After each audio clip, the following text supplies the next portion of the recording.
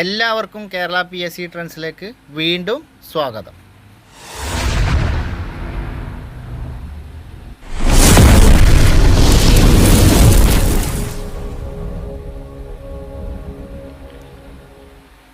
അപ്പോൾ നമ്മളിപ്പോൾ ക്ലാസ്സുകൾ ചെയ്തുകൊണ്ടിരിക്കുന്നത് മൊഡ്യൂൾ 6 പ്രകാരം മൊഡ്യൂൾ 6 കേരള റിനൈൻസൻസ് അഥവാ കേരള നവോത്ഥാനം പ്രകാരമുള്ള SCRT ചാപ്റ്ററുകളാണ്. നമ്മൾ പറഞ്ഞു ഇതിലാകെ 2 ചാപ്റ്ററുകളാണ് നമുക്ക് ചർച്ച ചെയ്യാനുള്ളത് എന്ന് പറഞ്ഞു. കഴിഞ്ഞ വീഡിയോയിൽ നമ്മളൊരു ചാപ്റ്റർ 6ാം ക്ലാസ്സിലെ ചാപ്റ്റർ ചർച്ച ചെയ്തു. 7ാം ക്ലാസ്സിലെ 8ാമത്തെ അധ്യായം ചർച്ച ചെയ്തു. ഇനി നമുക്ക് ചർച്ച ചെയ്യാനുള്ളത് 10ാം ക്ലാസ്സിലെ 8ാമത്തെ അധ്യായമായ കേരളം ആധുനികതയിലേക്ക് എന്നുള്ള ടോപ്പിക്കാണ്. ഇതിൽ നമ്മൾ കേരള റിനൈസൻസ് അല്ലാതെ തന്നെ ഇതിൻ്റെ ആദ്യ ഭാഗങ്ങളിൽ കുറച്ച് കേരള ചരിത്രം, കേരള ഫാക്റ്റുകളൊക്കെ വരുന്നുണ്ട്. അപ്പോൾ നമുക്ക് അധ്യായം മുഴുവനായിട്ട് ചർച്ച ചെയ്ത് പോവാം. അപ്പോൾ ഇതിൻ്റെ റിനൈസൻസ് വരുന്നത്, അത് നവോത്ഥാനം വരുന്നത് ഇതിൻ്റെ അവസാന ഭാഗത്താണ്. ബാക്കി ആദ്യ ഭാഗങ്ങൾ, ഈ ചാപ്റ്ററിൻ്റെ ആദ്യ ഭാഗങ്ങളിൽ വരുന്നത് കേരള ചരിത്രവും ബ്രിട്ടീഷുകാരും അതേപോലെ വിദേശികളൊക്കെ കേരളത്തിലും അതിനെക്കുറിച്ചൊക്കെയാണ്. അപ്പോൾ നമുക്ക് എന്തായാലും വീഡിയോയിലേക്ക് പോകുന്നതിന് മുമ്പ് ഞാൻ എപ്പോഴും പറയാവുന്നത് പോലെ എൻ്റെ ചാനൽ നിങ്ങൾക്ക് ഉപകാരപ്പെട്ടാൽ മാത്രം ഈ ചാനലൊന്ന് സബ്സ്ക്രൈബ് ചെയ്യുക. എൻ്റെ വീഡിയോ നിങ്ങൾക്ക് ഇഷ്ടപ്പെട്ടാൽ ലൈക്ക് ചെയ്യുക. മറ്റുള്ളവർക്ക് ഉപകാരപ്പെടുമെന്ന് നിങ്ങൾക്ക് ബോധ്യപ്പെട്ടാൽ മാത്രം ഷെയർ ചെയ്ത് മറ്റുള്ളവരിലേക്ക് എത്തിക്കുക. അപ്പോൾ ഇനി പറഞ്ഞു തിരിക്കുന്നില്ല, നമുക്ക് നമ്മുടെ വീഡിയോയിലേക്ക് പോവാം. അധ്യായം 8 കേരളം ആധുനികതയിലേക്ക്. ഇതിൽ ഫസ്റ്റ് തന്നെ വാസ്കോഡ ഗാമക്കൊപ്പം കേരളത്തിലെത്തിയ പോർച്ചുഗീസ് നാവികനായ അൽവാരോ വെൻഹോവിൻ്റെ ഡയറി കുറിപ്പാണ് ഫസ്റ്റ് തന്നെ തന്നിട്ടുള്ളത്. അപ്പോൾ വാസ്കോഡ ഗാമക്കൊപ്പം കേരളത്തിലെത്തിയ നാവികൻ ആരാണ്? Alvaro Velho. അദ്ദേഹത്തിൻ്റെ ഡയറി കുറിപ്പാണ് ഫസ്റ്റ് നമുക്ക് ഈ ചാപ്റ്ററിൽ കാണുന്നത്. 1498 മെയ് 20 ഞായർ. 1498 മെയ് 20 ഞായർ. അപ്പോൾ 1498 മെയ് മാസത്തിലാണ് വാസ്കോഡ ഗാമ കാപ്പാട് കടപ്പുറത്ത് കപ്പലിറങ്ങിയത് എന്ന് നമ്മൾ മുൻപ് പഠിച്ചതാണ്. അപ്പോൾ 1498 മെയ് 20 കപ്പലിറങ്ങിയത്. സമീപസ്ഥമായി മനോഹരമായ മലനിരകൾ ഉണ്ടായിരുന്നു. ഞങ്ങളുടെ വഴികാട്ടിക്ക് സ്ഥലം പെട്ടെന്ന് കൃത്യമായി തിരിച്ചറിയാൻ പറ്റിയില്ല. കരയോട് കുറെ കൂടി അടുത്തപ്പോൾ അയാൾ പറഞ്ഞു, നമ്മൾ കലൈക്കുറ്റിന് വടക്കായിട്ടാണെന്നും ഇതുതന്നെയാണ് നമ്മുടെ ലക്ഷ്യസ്ഥാനമെന്നും. അന്നു രാത്രി കലൈക്കുറ്റ് പട്ടണത്തിന് 2 കാതം ദൂരെ ഞങ്ങൾ നങ്കൂരമിട്ടു. അപ്പോൾ പോർച്ചുഗീസുകാർ കലൈക്കുറ്റി എന്ന് പറയുന്ന സ്ഥലം ഏതാണ്? കാലിക്കറ്റാണ്, അഥവാ കോഴിക്കോടിനെയാണ് കലൈക്കുറ്റി എന്ന് പോർച്ചുഗീസുകാർ പറയുന്നത്. അപ്പോൾ പ്രീവിയസ് ക്വസ്റ്റ്യൻ ആയിരുന്നു, ഇമ്പോർട്ടൻ്റ് ആണ്, നോട്ട് ചെയ്ത് വെക്കുക. കലൈക്കുറ്റ് എന്ന് പറയുന്നത് പോർച്ചുഗീസുകാർ കാലിക്കറ്റിന് പറയുന്ന പേരാണ് കലൈക്കുറ്റ്. കാപ്യ എന്ന് പറയുന്നത് കാപ്പാടിനെയാണ്. അപ്പോൾ കാപ്യ എന്ന് പോർച്ചുഗീസുകാർ പറയുന്നത് കാപ്പാടിനെയാണ്. കാപ്യ എന്ന ഈ പട്ടണത്തെ ഞങ്ങളുടെ വഴികാട്ടി കലൈക്കുറ്റി എന്ന് തെറ്റിദ്ധരിപ്പിച്ചതിനാലാണ് ഇപ്രകാരം ചെയ്തത്. അപ്പോൾ കാപ്യ എന്ന് പറയുന്നത് കാപ്പാടിനെയാണ്. അപ്പോൾ കലൈക്കുറ്റി, കാപ്യ 2 വാക്കുകൾ ഓർത്തിരിക്കുക, കാപ്പാടും കോഴിക്കോടും. അപ്പോൾ കാപ്യ പട്ടണത്തെ ഞങ്ങളുടെ വഴികാട്ടി കലൈക്കുറ്റി എന്ന് തെറ്റിദ്ധരിപ്പിച്ചതിനാലാണ് ഇപ്രകാരം ചെയ്തത്. അല്പം ദൂരെയായി പന്തരിനി അഥവാ പന്തലായിനി എന്ന പട്ടണവുമുണ്ട്. അല്പം ദൂരെയായി പന്തരിനി അഥവാ പന്തലായിനി എന്ന പട്ടണവുമുണ്ട്. 4 വഞ്ചികളിലായി കരയിൽ നിന്ന് പുറപ്പെട്ട കുറേ പേർ ഞങ്ങളെ സമീപിച്ചു. അവർക്ക് അറിയേണ്ടത് ഞങ്ങൾ ഏതു നാട്ടുകാർ ആണെന്നായിരുന്നു. കലൈക്കുറ്റിലേക്കുള്ള വഴി അവർ ചൂണ്ടിക്കാട്ടി തന്നു. അപ്പോൾ കോഴിക്കോട്ടേക്കുള്ള വഴി നാവികർ ചൂണ്ടിക്കാട്ടി. അപ്പോൾ നമ്മൾ പറഞ്ഞ കാര്യമാണ്, വാസ്കോഡ ഗാമക്കൊപ്പം കേരളത്തിലെത്തിയ പോർച്ചുഗീസ് നാവികൻ അൽവാരോ വെൻഹോവിൻ്റെ ഡയറി കുറിപ്പുകൾ. അപ്പോൾ അൽവാരോ വെൻഹോവ്, വാസ്കോഡ ഗാമക്കൊപ്പം കേരളത്തിലെത്തിയ പോർച്ചുഗീസ് നാവികൻ ആരാണ്? അൽവാരോ വെൻഹോവ്. പിന്നെ ഇതിൽ ഓർത്തിരിക്കേണ്ടത് കലൈക്കുറ്റും കാപ്യയും. കലൈക്കുറ്റ് കോഴിക്കോട്, കാപ്യ കാപ്പാട്.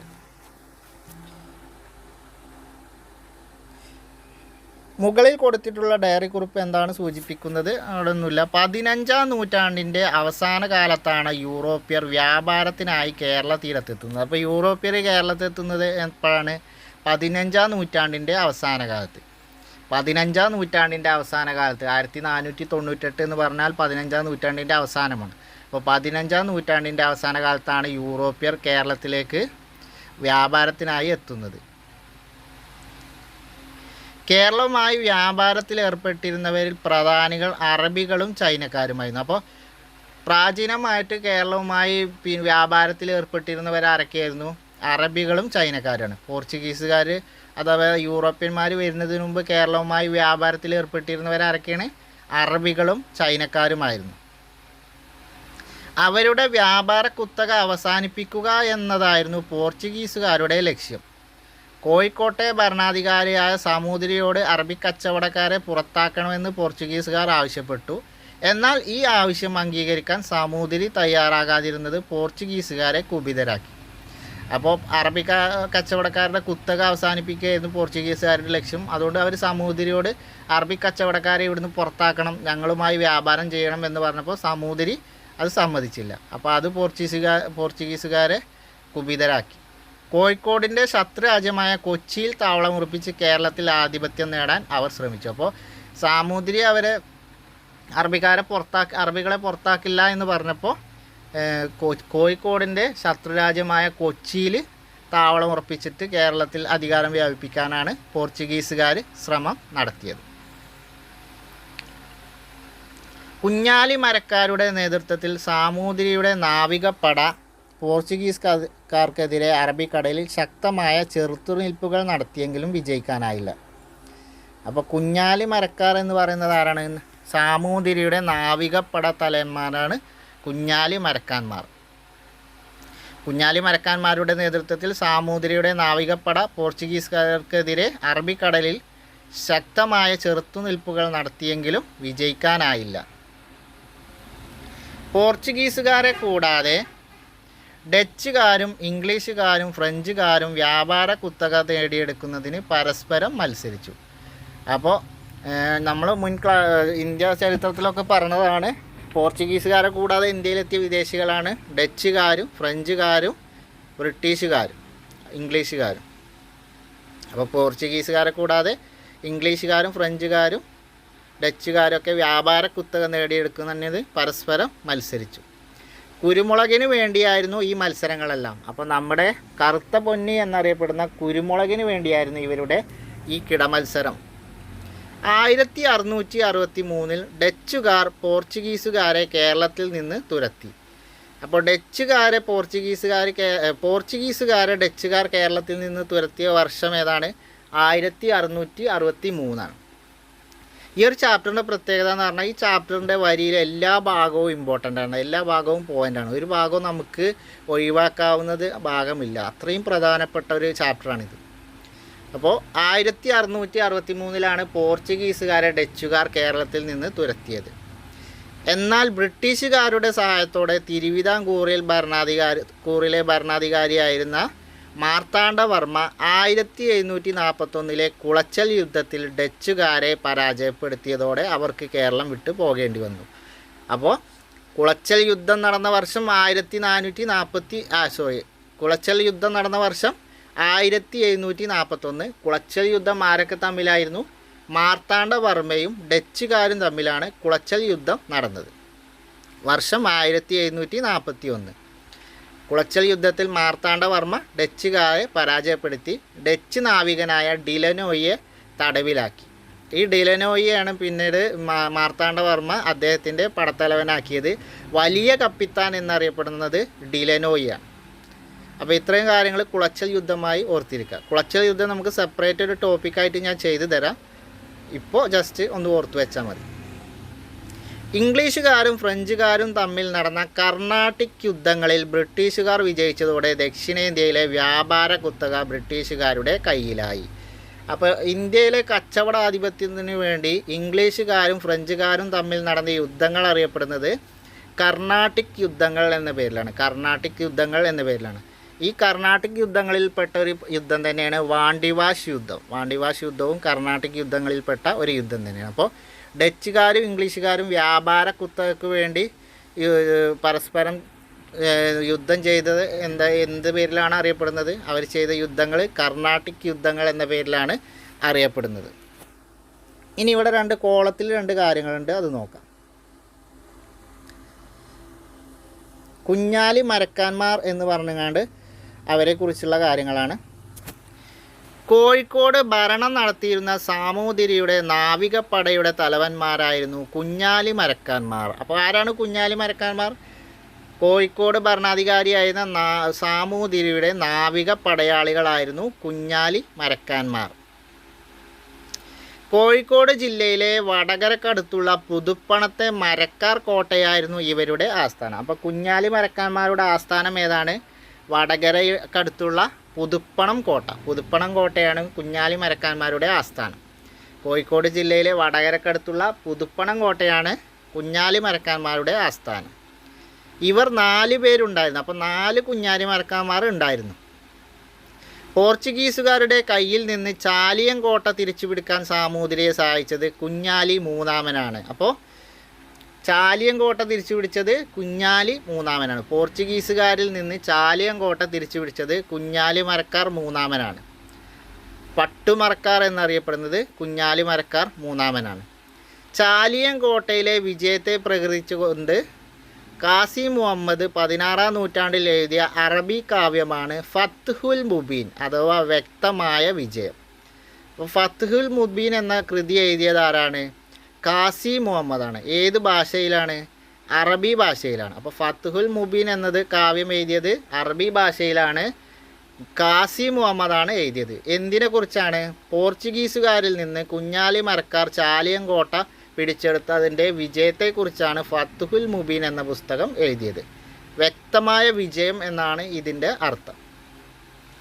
ഇസ്ലാം മതത്തിനും ഹിന്ദുധർമ്മത്തിനും വേണ്ടിയൊരു പോലെ പോരാടിയിടും ഹിന്ദുവായുള്ളൊരീ രാജാവിനെ കണ്ടുപഠിക്കുവിൻ സുൽത്താൻമാരെ. അപ്പോൾ ഫത്ഹുൽ മുബീനിലെ ഒരു വരികളാണ്. ഇസ്ലാം മതത്തിനും ഹിന്ദുധർമ്മത്തിനും വേണ്ടിയൊരു പോലെ പോരാടിയിടും ഹിന്ദുവായുള്ളൊരീ രാജാവിനെ കണ്ടുപഠിക്കുവിൻ സുൽത്താൻമാരെ എന്നുള്ളത് കാസി മുഹമ്മദിൻ്റെ ഫത്ഹുൽ മുബീനിലെ വാക്കുകളാണ്, ഫത്ഹുൽ മുബീനിലെ വരികളാണ്. അപ്പോൾ അക്കാലത്തെ സാമുദായിക സൗഹൃദത്തെ സൂചിപ്പിക്കുന്ന വരികളാണിത്. അപ്പോൾ ഇവിടെ ഫത്ഹുൽ മുബീൻ, കാസി മുഹമ്മദ്, ചാലിയം കോട്ടയിലെ വിജയം. ആരിൽ നിന്നാണ് പിടിച്ചെടുത്തത്? പോർച്ചുഗീസുകാരിൽ നിന്ന്. ഇനി കുഞ്ഞാലി മരക്കാർ സ്മാരകം സ്ഥിതി ചെയ്യുന്നത് എവിടെയാണ്? വടകരയിലാണ്.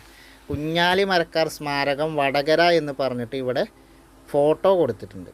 അപ്പോൾ കുഞ്ഞാലി മരക്കാർ സ്മാരകം സ്ഥിതി ചെയ്യുന്നത് വടകരയിലാണ്. കുഞ്ഞാലി മരക്കാർ സ്മാരകം വടകരയിലാണ്. അപ്പോൾ കുഞ്ഞാലി മരക്കാർ നാവികപ്പട തലവന്മാർ കുഞ്ഞാലി മൂന്നാമൻ ചാലിയം കോട്ട പിടിച്ചെടുത്തു. ഇവരുടെ ആസ്ഥാനം പുതുപ്പണം കോട്ട വടകരക്കടുത്ത്. ഇനി കുളച്ചൽ യുദ്ധം. ഇവിടെ കുളച്ചൽ യുദ്ധത്തെക്കുറിച്ച് സർദാർ KM പണിക്കറിൻ്റെ ഹിസ്റ്ററി ഓഫ് കേരള അഥവാ കേരള ചരിത്രം എന്നുള്ള സർദാർ KM പണിക്കറിൻ്റെ പുസ്തകത്തിലെ ഒരു വാക്കുകളാണ് ഇത്. കുളച്ചൽ യുദ്ധം ഡച്ചുകാരെ സംബന്ധിച്ചിടത്തോളം അത്യന്തം വിനാശകരമായിരുന്നു. കുളച്ചൽ യുദ്ധം ഡച്ചുകാരെ സംബന്ധിച്ചിടത്തോളം അത്യന്തം വിനാശകരമായിരുന്നു. പ്ലാസി യുദ്ധത്തെ പോലെ ഇതും ഒരു മഹായുദ്ധമൊന്നും ആയിരുന്നില്ല. പക്ഷേ കേരളം അഥവാ മലബാർ പിടിച്ചെടുക്കാമെന്ന ഡച്ചുകാരുടെ മോഹം ഇതോടെ അസ്തമിച്ചു. ഡച്ചുകാരുടെ ആയുധബലത്തിനേറ്റ ആദ്യ ശക്തിയേറിയ പ്രഹരമായിരുന്നു കുളച്ചൽ യുദ്ധം. അതിൻ്റെ ആഘാതത്തിൽ നിന്നും മുക്തി നേടാൻ പിന്നീടൊരിക്കലും അവർക്ക് കഴിഞ്ഞില്ല. ഇതുതന്നെയാണ് ഈ യുദ്ധം കൊണ്ടുണ്ടായ ധാർമ്മിക നേട്ടവും. ഇത് തന്നെയാണ് ഈ യുദ്ധം കൊണ്ടുണ്ടായ ധാർമ്മിക നേട്ടവും. അപ്പോൾ Sardar KM Panicker history of Kerala എന്ന പുസ്തകത്തിൽ പറഞ്ഞ ഒരു വാക്കുകളാണ് ഈ കോളത്തിലുള്ളത്. ഇനി ഇംഗ്ലീഷ് ഈസ്റ്റ് ഇന്ത്യ കമ്പനി കേരളത്തിലേക്ക് എന്നുള്ള ഭാഗം നോക്കാം. ഇംഗ്ലീഷ് ഈസ്റ്റ് ഇന്ത്യ കമ്പനിയുടെ പ്രതിനിധിയായി 1615 കേരളത്തിലെത്തിയ ബ്രിട്ടീഷുകാർ സാമൂതിരിയെ സന്ദർശിക്കുകയും വ്യാപാര ഉടമ്പടിയിൽ ഒപ്പുവെക്കുകയും ചെയ്തു. അപ്പോൾ ഇംഗ്ലീഷ് ഈസ്റ്റ് ഇന്ത്യ കമ്പനിയുടെ പ്രതിനിധിയായി ബ്രിട്ടീഷുകാർ കേരളത്തിലെത്തിയത് 1615 അവർ സാമൂതിരിയെ സന്ദർശിച്ച് വ്യാപാര ഉടമ്പടിയിൽ ഒപ്പുവെക്കുകയും ചെയ്തു. പിന്നീട് വിഴിഞ്ഞത്തും തലശ്ശേരിയിലും 5 തെങ്ങിലും പാണ്ടികശാലകൾ അഥവാ സംഭരണ കേന്ദ്രങ്ങൾ ആരംഭിക്കാനുള്ള അനുമതി കമ്പനി കരസ്ഥമാക്കി. അപ്പോൾ ഇംഗ്ലീഷുകാർ കേരളത്തിൽ ആദ്യമായി സ്ഥാപിച്ചത് പാണ്ടികശാല അഥവാ ഫാക്ടറി എന്നൊക്കെ പറയുന്നത് ഒരേ കാര്യം തന്നെയാണ്. ഫാക്ടറി എന്നും പറയുന്നത് പാണ്ടികശാല, സംഭരണ കേന്ദ്രം ഒക്കെ ഒന്ന് തന്നെയാണ്. അപ്പോൾ അത് സ്ഥാപിക്കുന്നത് ആദ്യത്തെ ഫാക്ടറി വിഴിഞ്ഞത്ത് സ്ഥാപിച്ചു, പിന്നീട് തലശ്ശേരി സ്ഥാപിച്ചു, പിന്നീട് 5 തെങ്ങിലും സ്ഥാപിച്ചു. അപ്പോൾ ആദ്യം വിഴിഞ്ഞത്തും പിന്നീട് തലശ്ശേരിയിലും പിന്നീട് 5 തെങ്ങിലും പാണ്ടികശാലകൾ സ്ഥാപിച്ചു. അതിനുള്ള അനുമതി കരസ്ഥമാക്കിക്കൊണ്ട് സ്ഥാപിച്ചു. തുടർന്ന് ആറ്റിങ്ങൽ അഥവാ ഇന്നത്തെ തിരുവനന്തപുരം ജില്ലയിലെ സ്ഥലമാണ് ആറ്റിങ്ങൽ. ഇപ്പോഴും അവിടെ തന്നെയാണ് ആറ്റിങ്ങൽ. തുടർന്ന് ആറ്റിങ്ങൽ റാണിയിൽ നിന്ന് 5 തെങ്ങിൽ കോട്ട പണിയാനുള്ള അനുവാദം നേടിയെടുത്തു. അപ്പോൾ 5 തെങ്ങിൽ കോട്ട പണിയാൻ ബ്രിട്ടീഷുകാർക്ക് അനുവാദം നൽകിയത് ആരാണ്? ആറ്റിങ്ങൽ മഹാറാണിയായിരുന്ന ഉമയമ്മ റാണിയാണ്. ഉമയമ്മ റാണിയാണ് 5 തെങ്ങിൽ കോട്ട പണിയാനുള്ള അനുവാദം ബ്രിട്ടീഷുകാർക്ക് നൽകിയത്. ഇത് നമ്മൾ ആറ്റിങ്ങൽ കലാപം, 5 തെങ്ങ് കലാപം എന്ന് പറഞ്ഞാണ്ട് ഒരു വീഡിയോ ചെയ്തിട്ടുണ്ട്. കാണാത്തവർക്ക് അതിൻ്റേത് ഞാൻ ഇവിടെ നിങ്ങൾക്ക് കാർഡായിട്ട് കൊടുക്കാം മുകളിൽ. അപ്പോൾ അതിൽ നമ്മൾ കറക്റ്റ് എല്ലാം പറയുന്നുണ്ട്. അപ്പോൾ ആറ്റിങ്ങൽ റാണിയായ ഉമയമ്മ റാണിയാണ് 5 തെങ്ങിൽ കോട്ട പണിയാനുള്ള അനുവാദം ബ്രിട്ടീഷുകാർക്ക് നൽകിയത്. പിൽക്കാലത്ത് പടിഞ്ഞാറൻ തീരത്തെ ബ്രിട്ടീഷുകാരുടെ ഏറ്റവും പ്രധാന സൈനിക കേന്ദ്രമായി 5 തെങ്ങ് മാറി. കോട്ട പണി അനുമതി കൊടുത്തപ്പോൾ അത് അവരുടെ പ്രധാന സൈനിക കേന്ദ്രമായി മാറി. 5 തെങ്ങിനെ ബ്രിട്ടീഷ് സൈനിക കേന്ദ്രമാക്കിയതിൽ നാട്ടുകാർക്ക് ശക്തമായ പ്രതിഷേധമുണ്ടായിരുന്നു. 1721 ആറ്റിങ്ങൽ റാണിക്ക് സമ്മാനവുമായി പോവുകയായിരുന്ന 150ഓളം പേരുള്ള ഇംഗ്ലീഷ് സംഘത്തെ നാട്ടുകാർ വധിച്ചു. ഇത് ആറ്റിങ്ങൽ കലാപം എന്നറിയപ്പെടുന്നു. ബ്രിട്ടീഷുകാർക്കെതിരെ കേരളത്തിൽ നടന്ന ആദ്യത്തെ സംഘടിത കലാപമായാണ് ആറ്റിങ്ങൽ കലാപത്തെ കണക്കാക്കുന്നത്. അപ്പോൾ മിനിഞ്ഞാന്ന് കഴിഞ്ഞ ഖാദി ബോർഡ് LGC, അതേപോലെ ഇപ്പോൾ ലാസ്റ്റ് കഴിഞ്ഞ ഖാദി ബോർഡ് LDC പ്രിലിംസിൽ ചോദിച്ച ചോദ്യമാണ് ഇത്. കേരളത്തിൽ ബ്രിട്ടീഷുകാർക്കെതിരെ നടന്ന ആദ്യത്തെ സംഘടിത കലാപം ഏത് എന്നുള്ളത് ആറ്റിങ്ങൽ കലാപമാണ്. 1721. അപ്പോൾ ആറ്റിങ്ങൽ 5 തെങ്ങിനെ ബ്രിട്ടീഷ് സൈനിക കേന്ദ്രമാക്കിയതിൽ നാട്ടുകാർക്ക് എതിർപ്പുണ്ടായിരുന്നു. അങ്ങനെയാണ് 5 തെങ്ങിനെ അതുകൊണ്ട് നാട്ടുകാർ ആ പ്രതിഷേധത്തിൻ്റെ ഭാഗമായി ആറ്റിങ്ങൽ റാണിക്ക് സമ്മാനവുമായി പോകുന്ന 150ഓളം ഇംഗ്ലീഷുകാരെ വധിച്ചു, നാട്ടുകാർ വധിച്ചു. ഇതാണ് ആറ്റിങ്ങൽ കലാപം എന്നറിയപ്പെടുന്നത്. പിന്നെ കുരുമുളകിൻ്റെ കുത്തകാവകാശം ബ്രിട്ടീഷുകാർ സ്വന്തമാക്കിയതും ഈ കലാപത്തിൻ്റെ ഒരു കാരണമാണ്. അത് നമ്മൾ ആറ്റിങ്ങൽ കലാപം എന്നുള്ള ടോപ്പിക്ക് ചെയ്തപ്പോൾ അതിൽ ചർച്ച ചെയ്തിട്ടുണ്ട്. അപ്പോൾ ബ്രിട്ടീഷുകാർക്കെതിരെ കേരളത്തിൽ നടന്ന ആദ്യത്തെ സംഘടിത കലാപം ആറ്റിങ്ങൽ കലാപം, വർഷം 1721. പ്രീവിയസ് ക്വസ്റ്റ്യനാണ്, റിപ്പീറ്റഡ് ക്വസ്റ്റ്യനാണ്. മൈസൂരിലെ ഭരണാധികാരികളും ബ്രിട്ടീഷുകാരും തമ്മിൽ 1792 ഒപ്പിട്ട ശ്രീരംഗപട്ടണം സന്ധി പ്രകാരം മലബാർ ബ്രിട്ടീഷുകാർക്ക് ലഭിച്ചു. അപ്പോൾ മലബാർ ബ്രിട്ടീഷുകാർക്ക് ലഭിച്ച ഉടമ്പടി ഏതാണ്? ശ്രീരംഗപട്ടണ ഉടമ്പടിയാണ്. 1792 ഒപ്പുവെച്ചത്. മലബാർ ബ്രിട്ടീഷുകാർക്ക് ലഭിച്ച ഉടമ്പടി ശ്രീരംഗപട്ടണ ഉടമ്പടി. ടിപ്പുവും ബ്രിട്ടീഷുകാരും തമ്മിലാണ് ശ്രീരംഗപട്ടണ ഉടമ്പടി ഒപ്പുവെച്ചത് 1792. ഈ 1792 തന്നെ കൊച്ചി രാജാവ് ബ്രിട്ടീഷ് മേൽക്കോയ്മ അംഗീകരിച്ച് കപ്പം കൊടുക്കാൻ നിർബന്ധിതനായി. അപ്പോൾ ഈ മലബാർ ബ്രിട്ടീഷുകാർക്ക് ടിപ്പു നൽകിയ ശ്രീരംഗപട്ടണ ഉടമ്പടി പ്രകാരം നൽകിയ സമയത്ത് തന്നെ മലബാർ ബ്രിട്ടീഷുക്ക് ലഭിച്ചു. ഈ സമയത്ത് തന്നെ കൊച്ചി രാജാവും ബ്രിട്ടീഷ് മേൽക്കോയ്മ അംഗീകരിച്ചുകൊണ്ട് അവർക്ക് നികുതി കൊടുക്കാൻ സമ്മതിച്ചു. 1795 ഉടമ്പടി പ്രകാരം തിരുവിതാംകൂറും ബ്രിട്ടീഷ് മേൽക്കോയ്മ അംഗീകരിച്ചു.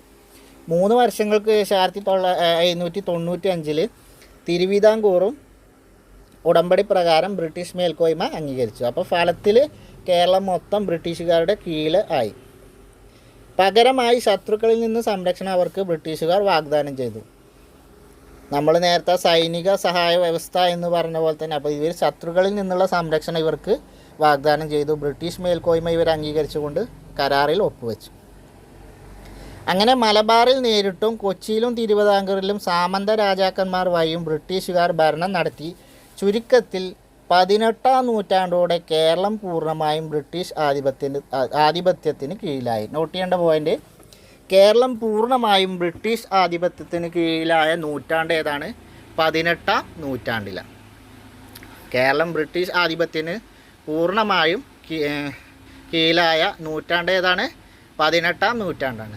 യൂറോപ്യന്മാർ കേരളത്തിലേക്ക് വന്ന നൂറ്റാണ്ട് 15-ാം നൂറ്റാണ്ടിൻ്റെ അവസാനം 1498. ഇത് 1792, 1795. അപ്പോൾ 18-ാം നൂറ്റാണ്ട്, 18-ാം നൂറ്റാണ്ടിൻ്റെ അവസാനമാണ്. ഇനി ബ്രിട്ടീഷുകാർക്കെതിരെ നടന്ന ആദ്യ ചെറുത്തുനിൽപ്പുകൾ ഏതൊക്കെയാണെന്നുള്ളത് നോക്കാം. അപ്പോൾ ഇവിടെ ആദ്യം തന്നെ കൃഷ്ണ ചൈതന്യ കേരളം പേജ് 51 വേലുത്തമ്പി ദളവയുടെ കുണ്ടറ വിളംബരത്തിൽ നിന്ന് എന്ന് പറഞ്ഞ് കുണ്ടറ വിളംബരത്തിൽ പറഞ്ഞ കാര്യങ്ങൾ പറഞ്ഞിട്ടുണ്ട്. അപ്പോൾ അത് ജസ്റ്റ് ഒന്ന് വായിച്ചു പോവാം.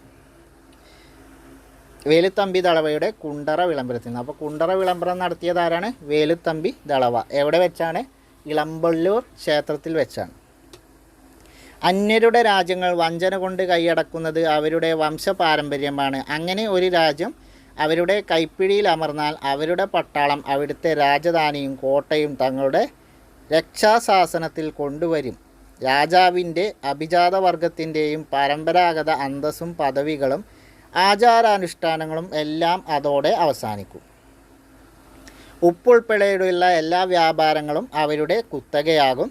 വസ്തുക്കളും വീടും വയലുകളും ഫലവൃക്ഷത്തോട്ടങ്ങളും അവരുടേതാകും. ഏറ്റവും നിസ്സാരമായ കുറ്റങ്ങൾക്ക് പോലും അവരുടെ നികൃഷ്ട ജന്മാക്കളായ കിങ്കരന്മാർ കഠിന ശിക്ഷ നൽകും. അപ്പോൾ ഇത് ജസ്റ്റ് ഒന്ന് വായിച്ചാൽ മതി. വേലുത്തമ്പി ദളവയുടെ കുണ്ടറ വിളംബരത്തിൽ നിന്നുള്ള വാക്ക്. രാഷ്ട്രീയാധിപത്യം കൈക്കലാക്കിയ ബ്രിട്ടീഷുകാർ രാജാക്കന്മാരുടെയും നാടുവാഴികളുടെയും അധികാരത്തിൽ ഇടപെടാൻ തുടങ്ങി. നൂറ്റാണ്ടുകളായി അനുഭവിച്ചു കൊണ്ടിരിക്കുന്ന സ്വാതന്ത്ര്യത്തിൻ്റെയും അവകാശങ്ങളുടെയും മേലുള്ള കൈകടത്തലുകൾ അവർക്ക് ഇഷ്ടമായില്ല. ഇതിനെതിരെ മലബാറിലും കൊച്ചിയിലും തിരുവിതാംകൂറിലും ബ്രിട്ടീഷുകാർക്കെതിരെ ചെറുത്തുനിൽപ്പുകൾ വളർന്നു വന്നു. നമ്മൾ പറഞ്ഞു ബ്രിട്ടീഷുകാർക്കെതിരെ തിരുവിതാംകൂറിലും മലബാറിലും കൊച്ചിയിലൊക്കെ ചെറുത്തുനിൽപ്പുകൾ ഉയർന്നു വന്നു എന്ന് പറഞ്ഞു. അതിൽ പ്രധാനപ്പെട്ട ഒരു ചെറുത്തുനിൽപ്പാണ് പഴശ്ശി കലാപങ്ങൾ. കോട്ടയം രാജയായ പഴശ്ശി രാജാവ് ബ്രിട്ടീഷുകാർക്കെതിരെ നയിച്ച കലാപങ്ങളാണ് പഴശ്ശി കലാപങ്ങൾ. പ്രധാനമായും നമുക്ക് പഠിക്കാനുള്ളത് 2 പഴശ്ശി കലാപങ്ങളാണ്. പ്രധാനമായും അല്ല, ആകെ 2 പഴശ്ശി കലാപങ്ങളെ നടന്നിട്ടുള്ളൂ. അപ്പോൾ ഈ പഴശ്ശി കലാപത്തിൻ്റെ ഒരു വീഡിയോ സെപ്പറേറ്റ് ആയിട്ട് ഞാൻ ചെയ്തിട്ടുണ്ട്. അത് കാണാത്തവർ ഞാൻ ഡിസ്ക്രിപ്ഷനിൽ കൊടുക്കാം, അല്ലെങ്കിൽ ഇവിടെ നിങ്ങൾക്ക് കാർഡായിട്ട് കൊടുക്കാം. അപ്പോൾ കാണാത്തവർ അത് പോയി ഒന്ന് കാണാം. ബ്രിട്ടീഷ് ആധിപത്യത്തിനെതിരെ മലബാറിൽ നടന്ന ശക്തമായ ചെറുത്തുനിൽപ്പിന് നേതൃത്വം നൽകിയത് മലബാറിലെ കോട്ടയം രാജകുടുംബത്തിലെ കേരളവർമ്മ പഴശ്ശിരാജയാണ്. അപ്പോൾ കേരളവർമ്മ പഴശ്ശിരാജ ഏത് രാജകുടുംബാംഗമാണ്? കോട്ടയം രാജകുടുംബാംഗമാണ്. മലബാറിലെ കോട്ടയം രാജകുടുംബാംഗമാണ് കേരളവർമ്മ പഴശ്ശിരാജ. മൈസൂരിലെ ഭരണാധികാരികൾക്കെതിരെ ബ്രിട്ടീഷുകാരെ സഹായിച്ചതിന് പകരമായി കോട്ടയം പ്രദേശത്തെ നികുതി പിരിക്കാനുള്ള അധികാരം ബ്രിട്ടീഷുകാർ പഴശ്ശിരാജയ്ക്ക് വാഗ്ദാനം ചെയ്തിരുന്നു. അതായത് മൈസൂരിലെ ഭരണാധികാരികൾക്കെതിരെ ടിപ്പുവിനെതിരെയുള്ള പോരാട്ടത്തിൽ ബ്രിട്ടീഷുകാരെ സഹായിച്ചതിന് പകരമായിട്ട് ബ്രിട്ടീഷുകാർ കോട്ടയം പ്രദേശത്തെ നികുതി പിരിക്കാനുള്ള അധികാരം പഴശ്ശിരാജാവിന് കൊടുക്കാമെന്നുള്ള വാഗ്ദാനം ചെയ്തിരുന്നു. എന്നാൽ വിജയിച്ചതിന് ശേഷം വാഗ്ദാനം നിറവേറ്റാൻ ബ്രിട്ടീഷുകാർ തയ്യാറായില്ല. മാത്രവുമല്ല, വയനാടിന് മേൽ ബ്രിട്ടീഷുകാർ അവകാശം ഉന്നയിക്കുകയും ചെയ്തു. അതിപ്പോൾ നമ്മൾ കോട്ടയത്ത് നിന്ന് നികുതി പിരിക്കുന്ന കാര്യം പറഞ്ഞു. അത് പഴശ്ശിരാജാവിന് കൊടുത്തില്ല എന്ന് മാത്രമല്ല, ആ അധികാരം കൊടുത്തത് പഴശ്ശിയുടെ ശത്രുവായ അമ്മാവനായ കുറുമ്പനാട്ട് രാജാവിനായിരുന്നു. അത് നമ്മൾ ആ പഴശ്ശി വിപ്ലവങ്ങൾ എന്നുള്ള അതിൽ വിശദമായിട്ട് പറയുന്നുണ്ട്. കുറുമ്പനാട്ട് രാജാവിനാണ് കൊടുത്തത്. അതാണ് 1-ാം പഴശ്ശി കലാപത്തിന് കാരണമായത്. ഈ രണ്ടാമത് പറഞ്ഞ വയനാടിന് മേൽ ബ്രിട്ടീഷുകാർ അവകാശം ഉന്നയിച്ചു എന്ന് പറഞ്ഞാൽ വയനാട് പിടിച്ചെടുക്കാനുള്ള ശ്രമത്തിൻ്റെ ഭാഗമായിട്ടാണ് 2-ാം പഴശ്ശി കലാപം ഉണ്ടായത്. അപ്പോൾ പഴശ്ശി കലാപം നമുക്ക് വിശദമായിട്ടുള്ളൊരു ടോപ്പിക് തന്നെയാണ്. അത് ഞാൻ ചെയ്തിട്ടുണ്ട്. അപ്പോൾ കാണാത്തവരത് കാണുക. അപ്പോൾ വയനാടിന് മേൽ ബ്രിട്ടീഷുകാർ അവകാശവാദം ഉന്നയിക്കുകയും ചെയ്തു. ഇതിനെതിരെ പഴശ്ശിരാജ ജനങ്ങളെ സംഘടിപ്പിച്ച് ബ്രിട്ടീഷുകാർക്കെതിരെ പോരാടി. ചെമ്പൻ പോക്കർ, കൈതേരി അമ്പു നായർ, എടച്ചേന കുങ്കൻ നായർ, വയനാട്ടിലെ കുറിച്ച് നേതാവായ തലക്കൽ ചന്തു എന്നിവരുടെ സഹായത്താൽ പഴശ്ശി ഒളിപ്പോർ നടത്തി, ശക്തമായ ഒളിപ്പോർ നടത്തി. അപ്പോൾ പഴശ്ശി ബ്രിട്ടീഷുകാർക്കെതിരെ യുദ്ധത്തിൽ പഴശ്ശിരാജയെ സഹായിച്ച ആളുകൾ ആരൊക്കെയാണ്? ചെമ്പൻ ബോക്കർ, കൈതേരി അമ്പുനായർ, എടച്ചേന കുങ്കൻ നായർ, വയനാട്ടിലെ കുറിച്യ നേതാവായ തലക്കൽ ചന്തു. അപ്പോൾ പഴശ്ശിയെ സഹായിച്ച കുറിച്യ നേതാവാരാണ്? തലക്കൽ ചന്തു. എന്നിവരുടെ സഹായത്തോടെ പഴശ്ശി ശക്തമായ ഒളിപ്പോർ നടത്തി. പോരാട്ടത്തിനിടയിൽ 1805 നവംബർ 30 പഴശ്ശിരാജ വധിക്കപ്പെട്ടു. 1805 നവംബർ 30 പഴശ്ശിരാജ വധിക്കപ്പെട്ടത്. എവിടെ വെച്ചാണ്? മാനന്തവാടിയിലെ മാവിലാന്തോട് എന്ന സ്ഥലത്ത് വെച്ചാണ് പഴശ്ശിരാജ വധിക്കപ്പെട്ടത്. അപ്പോൾ പഴശ്ശി സ്മാരകം എവിടെയാണ്? മാനന്തവാടി. അതിൻ്റെ ഫോട്ടോ ഇവിടെ കൊടുത്തിട്ടുണ്ട്. പഴശ്ശി സ്മാരകം സ്ഥിതി ചെയ്യുന്നത് മാനന്തവാടിയാണ്. മാനന്തവാടി മാവിലാന്തോടിൽ വെച്ചാണ് പഴശ്ശിരാജ വധിക്കപ്പെട്ടത്. പഴശ്ശി ഡാം എവിടെയാണ്? കണ്ണൂരാണ്. കണ്ണൂർ ഏത് പുഴയിലാണെന്ന് ചോദിച്ചാൽ വളവട്ടണം പുഴയാണ്. പഴശ്ശി മ്യൂസിയം എവിടെയാണ്? കോഴിക്കോടാണ്. പഴശ്ശി മ്യൂസിയം കോഴിക്കോടാണ്. അപ്പോൾ പഴശ്ശി മ്യൂസിയം സ്ഥിതി ചെയ്യുന്നത് കോഴിക്കോടാണ്. പഴശ്ശി ഡാം കണ്ണൂർ ജില്ലയിലാണ്. പഴശ്ശി ഡാം ഏത് പുഴയിലാണെന്ന് ചോദിച്ചാൽ വളവട്ടണം പുഴയിലാണ്. പഴശ്ശി സ്മാരകം മാനന്തവാടിയിലാണ്. ഈ പ്രധാന 3 കാര്യങ്ങൾ പ്രീവിയസ് ക്വസ്റ്റ്യനാണ്, ഓർത്ത് വെക്കുക. ഇനി സർദാർ KM പണിക്കരുടെ കേരള സിംഹം എന്ന പേരിലെ ചരിത്ര നോവലിലെ കാര്യമാണ് ഈ കോളത്തിൽ കൊടുത്തിട്ടുള്ളത്. കേരള സിംഹം. അപ്പോൾ കേരള സിംഹം എന്നറിയപ്പെടുന്നത് ആരാണ്? പഴശ്ശിരാജയാണ്. അപ്പോൾ പഴശ്ശിയുടെ ജീവിതം അടിസ്ഥാനമാക്കി കേരള സിംഹം എന്ന ചരിത്ര നോവൽ എഴുതിയതാരാണ്? സർദാർ KM പണിക്കറാണ്. ഈ KM പണിക്കർ എന്നതിൻ്റെ പൂർണ്ണ രൂപം കാവാലം മാധവ പണിക്കർ എന്നാണ്. കാവാലം മാധവ പണിക്കർ. KM പണിക്കർ എന്ന് പറയുമ്പോൾ നമ്മുടെ സംസ്ഥാന ഭാഷാ പുനഃസംഘടനാ കമ്മീഷനിൽ ഉണ്ടായിരുന്ന അംഗമായിരുന്നു. HN കുൻസ്രുവിനും ഫസൽ അലിക്കൊപ്പവും സംസ്ഥാന പുനഃസംഘടനാ ഭാഷാ കമ്മീഷനിൽ ഉണ്ടായിരുന്ന അംഗമാണ് സർദാർ KM പണിക്കർ. കാവാലം മാധവ പണിക്കർ. കേരള സിംഹം എന്ന പേരിൽ അറിയപ്പെട്ട പഴശ്ശിരാജയെ ബ്രിട്ടീഷ് രേഖകളിൽ പൈച്ചി രാജയെന്നും കൊട്ടിയോട്ട് രാജയെന്നുമാണ് വിശേഷിപ്പിക്കുന്നത്. അപ്പോൾ പഴശ്ശി രാജ, കൊട്ടിയോട്ട് രാജ എന്ന് ബ്രിട്ടീഷ് രേഖകളിൽ അറിയപ്പെടുന്ന രാജാവാരാണ്? പഴശ്ശി രാജാവാണ്. കേരള സിംഹം എന്ന പേരിൽ അറിയപ്പെടുന്നത് പഴശ്ശി രാജാവാണ്. പഴശ്ശി രാജാവിൻ്റെ ജീവിതം ഇതിവൃത്തമാക്കി സർദാർ KM പണിക്കർ കേരള സിംഹം എന്ന പേരിൽ ഒരു ചരിത്ര നോവൽ എഴുതിയിട്ടുണ്ട്. അപ്പോൾ കേരള സിംഹം എന്ന ചരിത്ര നോവൽ എഴുതിയത് സർദാർ KM പണിക്കരാണ്. ആരുടെ ജീവിതം അടിസ്ഥാനമാക്കിയാണ്? പഴശ്ശി രാജയുടെ ജീവിതം അടിസ്ഥാനമാക്കിയാണ്. പഴശ്ശി രാജ ഏത് രാജകുടുംബാംഗമാണ്? കോട്ടയം രാജകുടുംബാംഗമാണ് പഴശ്ശി രാജ. പുരളി ശെമ്മൻ എന്ന് പറയുന്നതും അറിയപ്പെടുന്നതും പഴശ്ശി രാജയാണ്. കണ്ണൂരിലെ പുരളിമല കേന്ദ്രീകരിച്ച് പോരാട്ടം നടത്തിയതും പുരളിമല കേന്ദ്രീകരിച്ച് ഭരണം നടത്തിയ ആളുകളും പഴശ്ശി രാജാവാണ്. അപ്പോൾ പുരളി ശെമ്മൻ എന്നറിയപ്പെടുന്നത് പഴശ്ശി രാജാണ്. കണ്ണൂരിലെ പുരളിമല കേന്ദ്രീകരിച്ച് പോരാട്ടം നടത്തിയതും പഴശ്ശി രാജയാണ്. ഇത്രയും കാര്യങ്ങൾ പഴശ്ശി രാജയെക്കുറിച്ച് അനുബന്ധമായിട്ട് ഓർത്തു വെക്കുക. തൻ്റെ വജ്രമോതിരം വിഴുങ്ങി പഴശ്ശി രാജാവ് ആത്മഹത്യ ചെയ്തതായാണ് നോവലിലെ പരാമർശം. അപ്പോൾ കേരള സിംഹം എന്ന ചരിത്ര നോവലിലെ പരാമർശം എങ്ങനെയാണ്? തൻ്റെ വജ്രമോതിരം വിഴുങ്ങി പഴശ്ശി രാജാവ് ആത്മഹത്യ ചെയ്തു എന്നുള്ളത്. അപ്പോൾ വജ്രമോതിരം വിഴുങ്ങി ആത്മഹത്യ ചെയ്ത രാജാവ് എന്ന് ചോദിച്ചാൽ പഴശ്ശി രാജാവാണ്. അങ്ങനെ അതിൽ പറഞ്ഞത് സർദാർ KM പണിക്കരുടെ കേരള സിംഹം എന്നുള്ള നോവലിലാണ് അങ്ങനെ പ്രതിപാദിച്ചത്. ബാക്കിയുള്ള എല്ലായിടത്തും അദ്ദേഹം വധിക്കപ്പെട്ടു എന്നാണ് പറയുന്നത്. അപ്പോൾ നമ്മൾ പറഞ്ഞു മലബാറിൽ ബ്രിട്ടീഷുകാർക്കെതിരെ പോരാട്ടം നയിച്ച പ്രധാനപ്പെട്ട ആളായിരുന്നു പഴശ്ശി രാജാവ്. ഇനി വേലുത്തമ്പിയും പാലിയത്തച്ഛനും. തിരുവിതാംകൂറിലും കൊച്ചിയിലും പോരാട്ടം നയിച്ച ആളുകളാണ് വേലുത്തമ്പിയും പാലിയത്തച്ഛനും.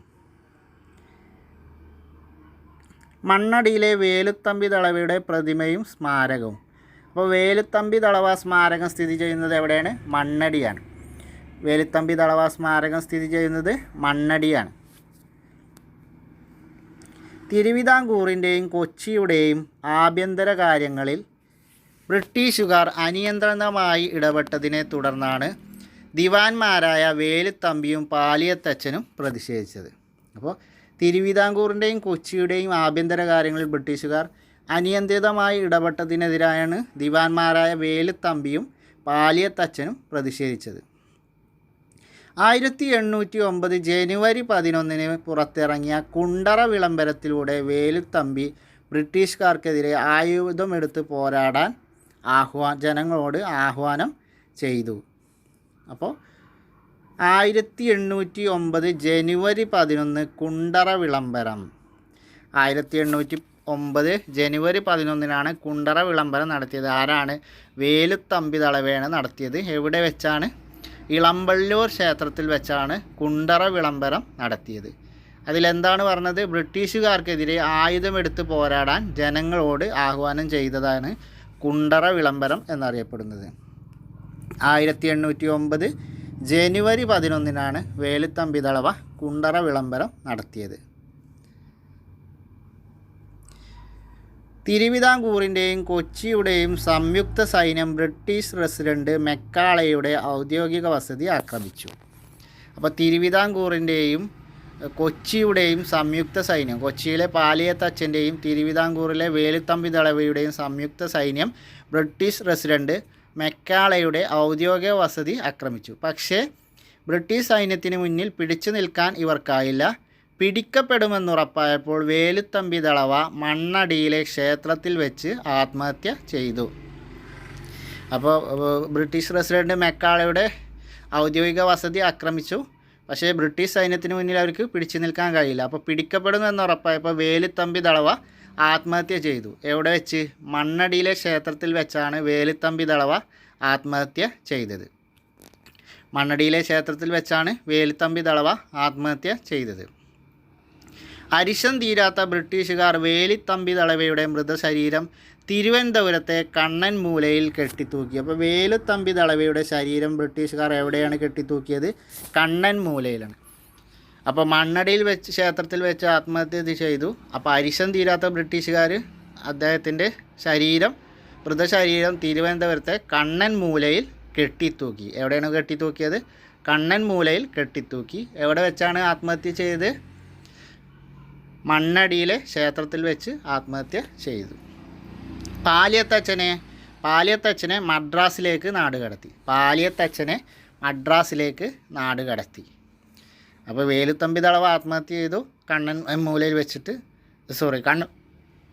വേലുത്തമ്പി ദളവ മണ്ണടിയിലെ ക്ഷേത്രത്തിൽ വെച്ച് ആത്മഹത്യ ചെയ്തു. അപ്പോൾ അദ്ദേഹത്തിൻ്റെ മൃതശരീരം ബ്രിട്ടീഷുകാർ കണ്ണൻ മൂലയിൽ കെട്ടിത്തൂക്കി.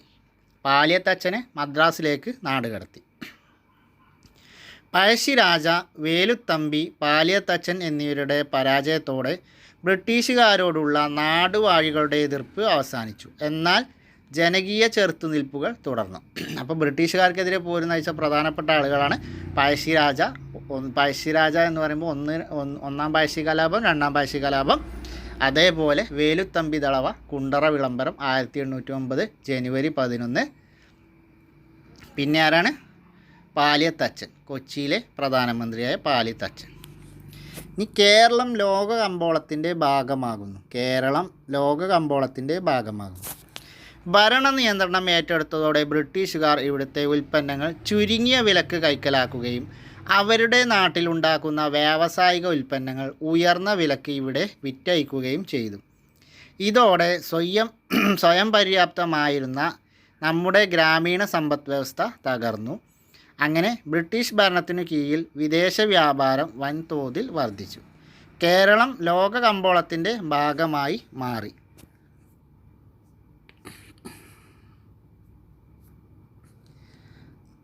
അപ്പോൾ ഭരണ നിയന്ത്രണം ഏറ്റെടുത്ത ബ്രിട്ടീഷുകാർ ഇവിടുത്തെ ഉൽപ്പന്നങ്ങൾ ചുരുങ്ങിയ വിലക്ക് കൈക്കലാക്കി.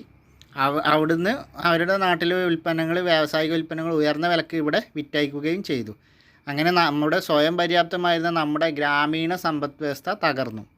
അപ്പോൾ ഗ്രാമീണ സമ്പദ് വ്യവസ്ഥ തകർക്കാൻ വേണ്ടിയാണ് ബ്രിട്ടീഷുകാർ ഇങ്ങനെയൊക്കെ ചെയ്തത്. ഇനി അന്നത്തെ കാലത്ത് ഇവിടുന്ന് ഇന്ത്യയിൽ നിന്ന് കയറ്റുമതി ചെയ്തിരുന്ന സാധനങ്ങളും ഇന്ത്യയിലേക്ക് ഇറക്കുമതി ചെയ്ത സാധനങ്ങളെ ലിസ്റ്റ് കൊടുത്തിട്ടുണ്ട്. നമ്മുടെ നാട്ടിൽ നിന്ന് നാളികേരം, ശർക്കര, കശുവണ്ടി, കുരുമുളക്, അടക്ക, ഇരുമ്പയിരി എന്നിവയൊക്കെ ബ്രിട്ടനിലേക്ക് കയറ്റുമതി ചെയ്തു. അസംസ്കൃത വസ്തുക്കളായി അവർ കയറ്റുമതി ചെയ്തു. അവിടെ നിന്ന് തുണിത്തരങ്ങൾ, മണ്ണെണ്ണ, പുകയില, പഞ്ചസാര, ലോഹ ഉൽപ്പന്നങ്ങൾ എന്നിവ ഇറക്കുമതി ചെയ്തു. അപ്പോൾ ഇവിടുന്ന് ശർക്കരയൊക്കെ അങ്ങോട്ട് കയറ്റുമറിച്ചു, അവിടുന്ന് പഞ്ചസാരയൊക്കെ ഇങ്ങോട്ട് ഇറക്കുമതി ചെയ്തു. അതുകൊണ്ടാണ് നമ്മൾ സ്വദേശാഭിമാന പ്രസ്ഥാന സമയത്ത്, അതായത് സ്വദേശാഭിമാന പ്രസ്ഥാനം രൂപീകരിക്കുന്ന സമയത്ത്, ബംഗാൾ വിഭജന സമയത്ത് രൂപം കൊണ്ടതാണ് സ്വദേശാഭിമാന പ്രസ്ഥാനം എന്ന് നമുക്കറിയാം. ആ സമരം നടക്കുന്ന സമയത്ത് പിന്നെ പഞ്ചസാര ബഹിഷ്കരിക്കാൻ കാരണം ഇതാണ്. പഞ്ചസാര എന്ന് പറഞ്ഞാൽ ഇംഗ്ലണ്ടിൽ നിന്ന് ഇറക്കുമതി ചെയ്തിരുന്ന ഒരു സാധനമായിരുന്നു. നമ്മളിവിടെ ഉപയോഗിച്ചിരുന്നത് ശർക്കരയായിരുന്നു. ഈ ശർക്കര അങ്ങോട്ട് കയറ്റുമതി ചെയ്തിട്ട് പഞ്ചസാര ഇറക്കുമതി ചെയ്തു. അതുകൊണ്ട് നമ്മൾ എന്ത് ചെയ്തു? ശർക്കര ഉപയോഗിച്ചു, പഞ്ചസാര വിദേശ ഉൽപ്പന്നമായതുകൊണ്ട് അത് ബഹിഷ്കരിച്ച് സമരം നടത്തി. അതായിരുന്നു സ്വദേശാഭിമാന പ്രസ്ഥാനവും അതിൻ്റെ ബഹിഷ്കരണ പ്രവർത്തനങ്ങൾ, സമരരീതി എന്നൊക്കെ നമ്മൾ ബംഗാൾ വിഭജന സമയത്ത് ഇന്ത്യ ചരിത്രത്തിൻ്റെ ഭാഗത്തിൽ പഠിച്ചതാണ്. അപ്പോൾ നാളികേരം, ശർക്കര, കശുവണ്ടി, കുരുമുളക്, അടക്ക, ഇരുമ്പയിരി എന്നിവ കയറ്റുമതി ചെയ്തപ്പോൾ തുണിത്തരങ്ങൾ, മണ്ണെണ്ണ, പുകയില, പഞ്ചസാര, ലോഹ ഉൽപ്പന്നങ്ങൾ എന്നിവ ഇറക്കുമതി ചെയ്തു. വ്യാപാരം സുഗമമാക്കാൻ മലബാറിലും കൊച്ചിയിലും തിരുവിതാംകൂറിലും നിലനിന്നിരുന്ന വ്യാപാര നിയമങ്ങൾ തങ്ങൾക്ക് അനുകൂലമായി ബ്രിട്ടീഷുകാർ ഭേദഗതി ചെയ്തു. അപ്പോൾ വ്യാപാര നിയമങ്ങളൊക്കെ അവർക്ക് അനുകൂലമായി ഭേദഗതി ചെയ്തു. ഏകീകരിച്ച നാണയ വ്യവസ്ഥയും അളവ് തൂക്ക സമ്പ്രദായവും നടപ്പിലാക്കി. അപ്പോൾ നോട്ട് ചെയ്യേണ്ട പോയിൻ്റ്, ഏകീകരിച്ച നാണയ വ്യവസ്ഥയും അളവ് തൂക്ക സമ്പ്രദായവും നടപ്പിലാക്കിയത് ആരാണെന്ന് ചോദിച്ചാൽ ബ്രിട്ടീഷുകാരാണ്. അപ്പോൾ ഇന്ത്യയിൽ അളവ് തൂക്ക സമ്പ്രദായവും ഏകീകരിച്ച നാണയ വ്യവസ്ഥയും നടപ്പിലാക്കിയത് ബ്രിട്ടീഷുകാരാണ്. വ്യാപാരത്തിനായി ഗതാഗത സൗകര്യങ്ങൾ മെച്ചപ്പെടുത്താൻ റോഡുകളും പാലങ്ങളും റെയിൽപാളങ്ങളും പണിതു. ചരക്കു ഗതാഗതം സുഗമമാക്കാൻ കൊച്ചി, കോഴിക്കോട്, ആലപ്പുഴ തുറമുഖങ്ങൾ വികസിപ്പിച്ചു. ഇനി റെയിൽപാത എന്ന് പറഞ്ഞാൽ ഇപ്പോൾ മിഞ്ഞാന്ന് കഴിഞ്ഞ ചോദ്യങ്ങളിലൂടെ മിഞ്ഞാന്ന് ഖാദി ബോർഡ് പ്രിലിംസിൻ്റെ ക്വസ്റ്റ്യൻ പേപ്പറിൽ വന്ന ചോദ്യമാണ് റെയിൽപാത. കേരളത്തിലെ ആദ്യത്തെ റെയിൽപാത നിർമ്മിച്ചത് ബ്രിട്ടീഷുകാരാണ്. ബേപ്പൂർ മുതൽ തിരൂർ വരെ നീണ്ടുകിടക്കുന്ന ഈ റെയിൽപാത 1861 നിർമ്മിച്ചത്. അപ്പോൾ കേരളത്തിലെ ആദ്യത്തെ റെയിൽപാത ഏത് എന്ന് മിഞ്ഞാന്ന് നടന്ന പരീക്ഷയിൽ പോലും ചോദിച്ച ചോദ്യമാണ്. ബേപ്പൂർ മുതൽ തിരൂർ വരെ എന്നാണ് തുടങ്ങിയത്? 1861. അസംസ്കൃത വസ്തുക്കൾ കൊണ്ടുപോകുന്നതിനും വ്യവസായ ഉൽപ്പന്നങ്ങൾ വിദൂര ഗ്രാമങ്ങളിൽ പോലും എത്തിക്കുന്നതിനും റെയിൽവേയെ ബ്രിട്ടീഷുകാർ ഉപയോഗപ്പെടുത്തി. അപ്പോൾ ബേപ്പൂർ തിരൂർ റെയിൽപാത 1863 കേരളത്തിലെ ആദ്യത്തെ റെയിൽപാത. ഇന്ത്യയിൽ ആദ്യമായി റെയിൽവേ സംവിധാനം വന്നത് 1853 കൃത്യം ഇതിന് 8 വർഷം മുമ്പ് 1853 ബോംബെ മുതൽ താനെ വരെയാണ് ആദ്യ ട്രെയിൻ ഓടിയത്. അത് നമ്മൾ മുൻ SCRT ചാപ്റ്റേഴ്സിൽ വിശദമായിട്ട് പഠിച്ചിട്ടുണ്ട്. ഭൂഖണ്ഡങ്ങളിലുണ്ടായ മാറ്റങ്ങൾ. ബ്രിട്ടീഷ് ഭരണം ഭൂമിയുടെ മേൽ ജനവിഭാഗത്തിനുണ്ടായ അവകാശങ്ങളിൽ വലിയ മാറ്റം വരുത്തി. പ്രാദേശിക നാടുവാഴികളെയും ജന്മികളെയും ഭൂവുടമകളാക്കി കണക്കാക്കുകയും അവർ ബ്രിട്ടീഷുകാർക്ക് കൊടുക്കേണ്ട നികുതി മുൻകൂട്ടി നിശ്ചയിക്കുകയും ചെയ്തു. ജന്മിമാരും നാടുവാഴികളും കുടിയാന്മാരുടെ മേൽ നികുതി ഭാരം അടിച്ചേൽപ്പിക്കുകയും കൃഷിക്കാരെ കുടിയൊഴിപ്പിക്കുകയും ചെയ്തു. ഇതോടെ മലബാറിലെ കൃഷിക്കാരുടെ ജീവിതം കൂടുതൽ പരിതാപകരമായി. ഇതിനെതിരെ നടന്ന കലാപങ്ങളെ പറ്റി മുൻ അധ്യായത്തിൽ പരാമർശിച്ചത് ഓർക്കുമല്ലോ. നമ്മൾ മാപ്പിള കലാപമൊക്കെ വിശദമായിട്ട് ചർച്ച ചെയ്തതാണ്. മാപ്പിള കലാപങ്ങളെക്കുറിച്ച് അന്വേഷിക്കാൻ നിയമിച്ച വില്യം ലോഗൻ കമ്മീഷൻ എന്ന് പറഞ്ഞാൽ വില്യം ലോഗൻ എന്നാണ് ഇദ്ദേഹത്തിൻ്റെ മുഴുവൻ പേര്. ലോഗൻ കമ്മീഷൻ്റെ ശുപാർശയുടെ അടിസ്ഥാനത്തിൽ 1929 മലബാർ കുടിയാന്മ നിയമം നടപ്പിലാക്കിയതോടെ കർഷകരുടെ മേൽ നാമമാത്രമായെങ്കിലും ഭൂമിയുടെ അവകാശം ലഭിച്ചു എന്നാണ്. അപ്പോൾ വില്യം ലോഗൻ കമ്മീഷൻ ശുപാർശ പ്രകാരം നടപ്പിലാക്കിയതാണ് മലബാർ കുടിയാന്മ നിയമം. മലബാർ കുടിയാന്മ നിയമം നിലവിൽ വന്നത് 1929 മലബാർ കലാപം നടന്ന് 8 വർഷങ്ങൾക്ക് ശേഷം 1929 മലബാർ കുടിയാന്മ നിയമം നിലവിൽ വന്നത്. മലബാർ കുടിയാന്മ നിയമം നിലവിൽ വന്നത് 1929 മലബാർ കലാപം കഴിഞ്ഞ് 8 വർഷങ്ങൾക്ക് ശേഷം വില്യം ലോഗൻ കമ്മീഷൻ്റെ ശുപാർശയുടെ അടിസ്ഥാനത്തിലാണ്. ഏത് കമ്മീഷൻ്റെ ശുപാർശയുടെ അടിസ്ഥാനത്തിലാണ് മലബാർ കുടിയാന്മ നിയമം നിലവിൽ വന്നത്? വില്യം ലോഗൻ കമ്മീഷൻ്റെ ശുപാർശയുടെ അടിസ്ഥാനത്തിലാണ്. തിരുവിതാംകൂറിൽ മാർത്താണ്ഡവർമ്മയുടെ കാലം മുതൽ തന്നെ ഭൂവുടമ ബന്ധങ്ങളിൽ മാറ്റം വരുത്തിയിരുന്നു. മാടമ്പിമാരുടെ ഭൂമിയെല്ലാം പണ്ടാരം വക ഭൂമിയായി മാറി. മാർത്താണ്ഡവർമ്മയുടെ കാലത്ത് ഭൂവുടമ ഇതിൽ മാറ്റം വരുത്തിയിരുന്നു. അപ്പോൾ മാടമ്പിമാരുടെ ഭൂമിയെല്ലാം പണ്ടാരം വക അഥവാ സർക്കാർ വക ഭൂമിയായി സർക്കാർ ഏറ്റെടുത്തു. പണ്ടാരം വക ഭൂമി എന്ന് പറഞ്ഞാൽ സർക്കാർ വക ഭൂമി. അപ്പോൾ മാടമ്പിമാരുടെ ഭൂമിയെല്ലാം സർക്കാർ വക ഭൂമിയായി മാർത്താണ്ഡവർമ്മ ഏറ്റെടുത്തു. ഈ പണ്ടാരം വക ഭൂമിയിലെ കുടിയാന്മാർക്ക് അവർ കൃഷി ചെയ്യുന്ന ഭൂമി സ്വന്തമായി നൽകിക്കൊണ്ടുള്ള സുപ്രധാന വിളംബരം 1865 തിരുവിതാംകൂർ സർക്കാർ പുറപ്പെടുവിച്ചു. ഇത് പണ്ടാരപ്പാട്ട വിളംബരമെന്ന് അറിയപ്പെടുന്നു. അപ്പോൾ പണ്ടാരപ്പാട്ട വിളംബരം എന്നാണ് 1865 1865 പണ്ടാരപ്പാട്ട വിളംബരം നടന്നത്. കേരളത്തിൽ ആദ്യമായി ട്രെയിൻ ഓടിയതിന് 4 വർഷത്തിന് ശേഷം 1861 കേരളത്തിൽ ആദ്യമായി തീവണ്ടി ഓടിയത്. അതിന് കൃത്യം 4 വർഷങ്ങൾക്ക് ശേഷം 1865 തിരുവിതാംകൂർ സർക്കാർ മാർത്താണ്ഡവർമ്മ പുറപ്പെടുവിച്ച ഉത്തരവാണ് പണ്ടാരപ്പാട്ട വിളംബരം. പണ്ടാരപ്പാട്ട എന്ന് പറഞ്ഞാൽ പണ്ടാര വക സർക്കാർ വക ഭൂമി കൃഷി ചെയ്യുന്ന ആളുകൾക്ക് ഭൂമി സ്വന്തമായി നൽകും. അതായത് ഏത് ഭൂമിയിലാണോ കൃഷി ചെയ്യുന്നത് ആ ഭൂമി ആ കർഷകർക്ക് നൽകിക്കൊണ്ടുള്ള ഉത്തരവാണ് പണ്ടാരപ്പാട്ട വിളംബരം 1865 കേരളത്തിൽ തീവണ്ടി ഓടി 4 വർഷങ്ങൾ കഴിഞ്ഞിട്ട്. 1896 പാസാക്കിയ ജന്മി കുടിയാൻ നിയമപ്രകാരവും തിരുവിതാംകൂറിൽ കുടിയാൻ ഭൂമിയുടെ മേൽ ഉടമസ്ഥാവകാശം ലഭിച്ചു. അപ്പോൾ പണ്ടാരപ്പാട്ട വിളംബരവും 865 പിന്നെ 896 പാസാക്കിയ ജന്മി കുടിയാൻ നിയമവും തിരുവിതാംകൂറിൽ കുടിയാന് ഭൂമിയുടെ മേൽ ഉടമസ്ഥാവകാശം ലഭിച്ചു. ജന്മി കുടിയാൻ നിയമം മൂലം പണ്ടാരപ്പാട്ട വിളംബരം മൂലം കുടിയാന്മാർക്ക് ഭൂമിയുടെ മേൽ അവകാശം ലഭിച്ചു.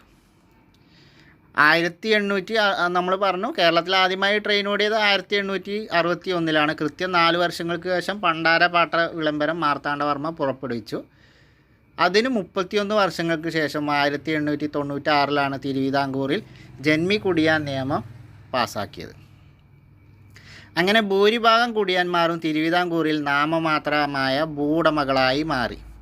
ഇതിന് പകരമായി അവർ സർക്കാരിലേക്ക് വലിയ നികുതി അടയ്ക്കേണ്ടി വന്നു. ചുരുക്കത്തിൽ തിരുവിതാംകൂറിലെ കർഷകരും നികുതി ഭാരം കൊണ്ട് പൊറുതിമുട്ടി. 1914 കൊച്ചിയിൽ കുടിയാന്മ നിയമം നിലവിൽ വന്നത്. അപ്പോൾ കൊച്ചിയിൽ കുടിയാന്മ നിയമം നിലവിൽ വന്നത് 1914. കൊച്ചിയിലെ കുടിയാന്മ നിയമം 1914. മലബാറിലെ മാപ്പിള കുടിയാൻ നിയമം 1829. പണ്ടാരപ്പാട്ട വിളംബരം 1865. ജന്മി കുടിയാൻ നിയമം 1896. മലബാർ കുടിയാന്മ നിയമം 1929. ഇനി നമുക്ക് താഴെ ഒരു കോളം തന്നിട്ടുണ്ട്. അപ്പോൾ കൊച്ചി കുടിയാൻ നിയമം 1914, ജന്മി കുടിയാൻ നിയമം 1896, പണ്ടാരപ്പാട്ട വിളംബരം 1865, മലബാറിലെ കുടിയാന്മ നിയമം 1929.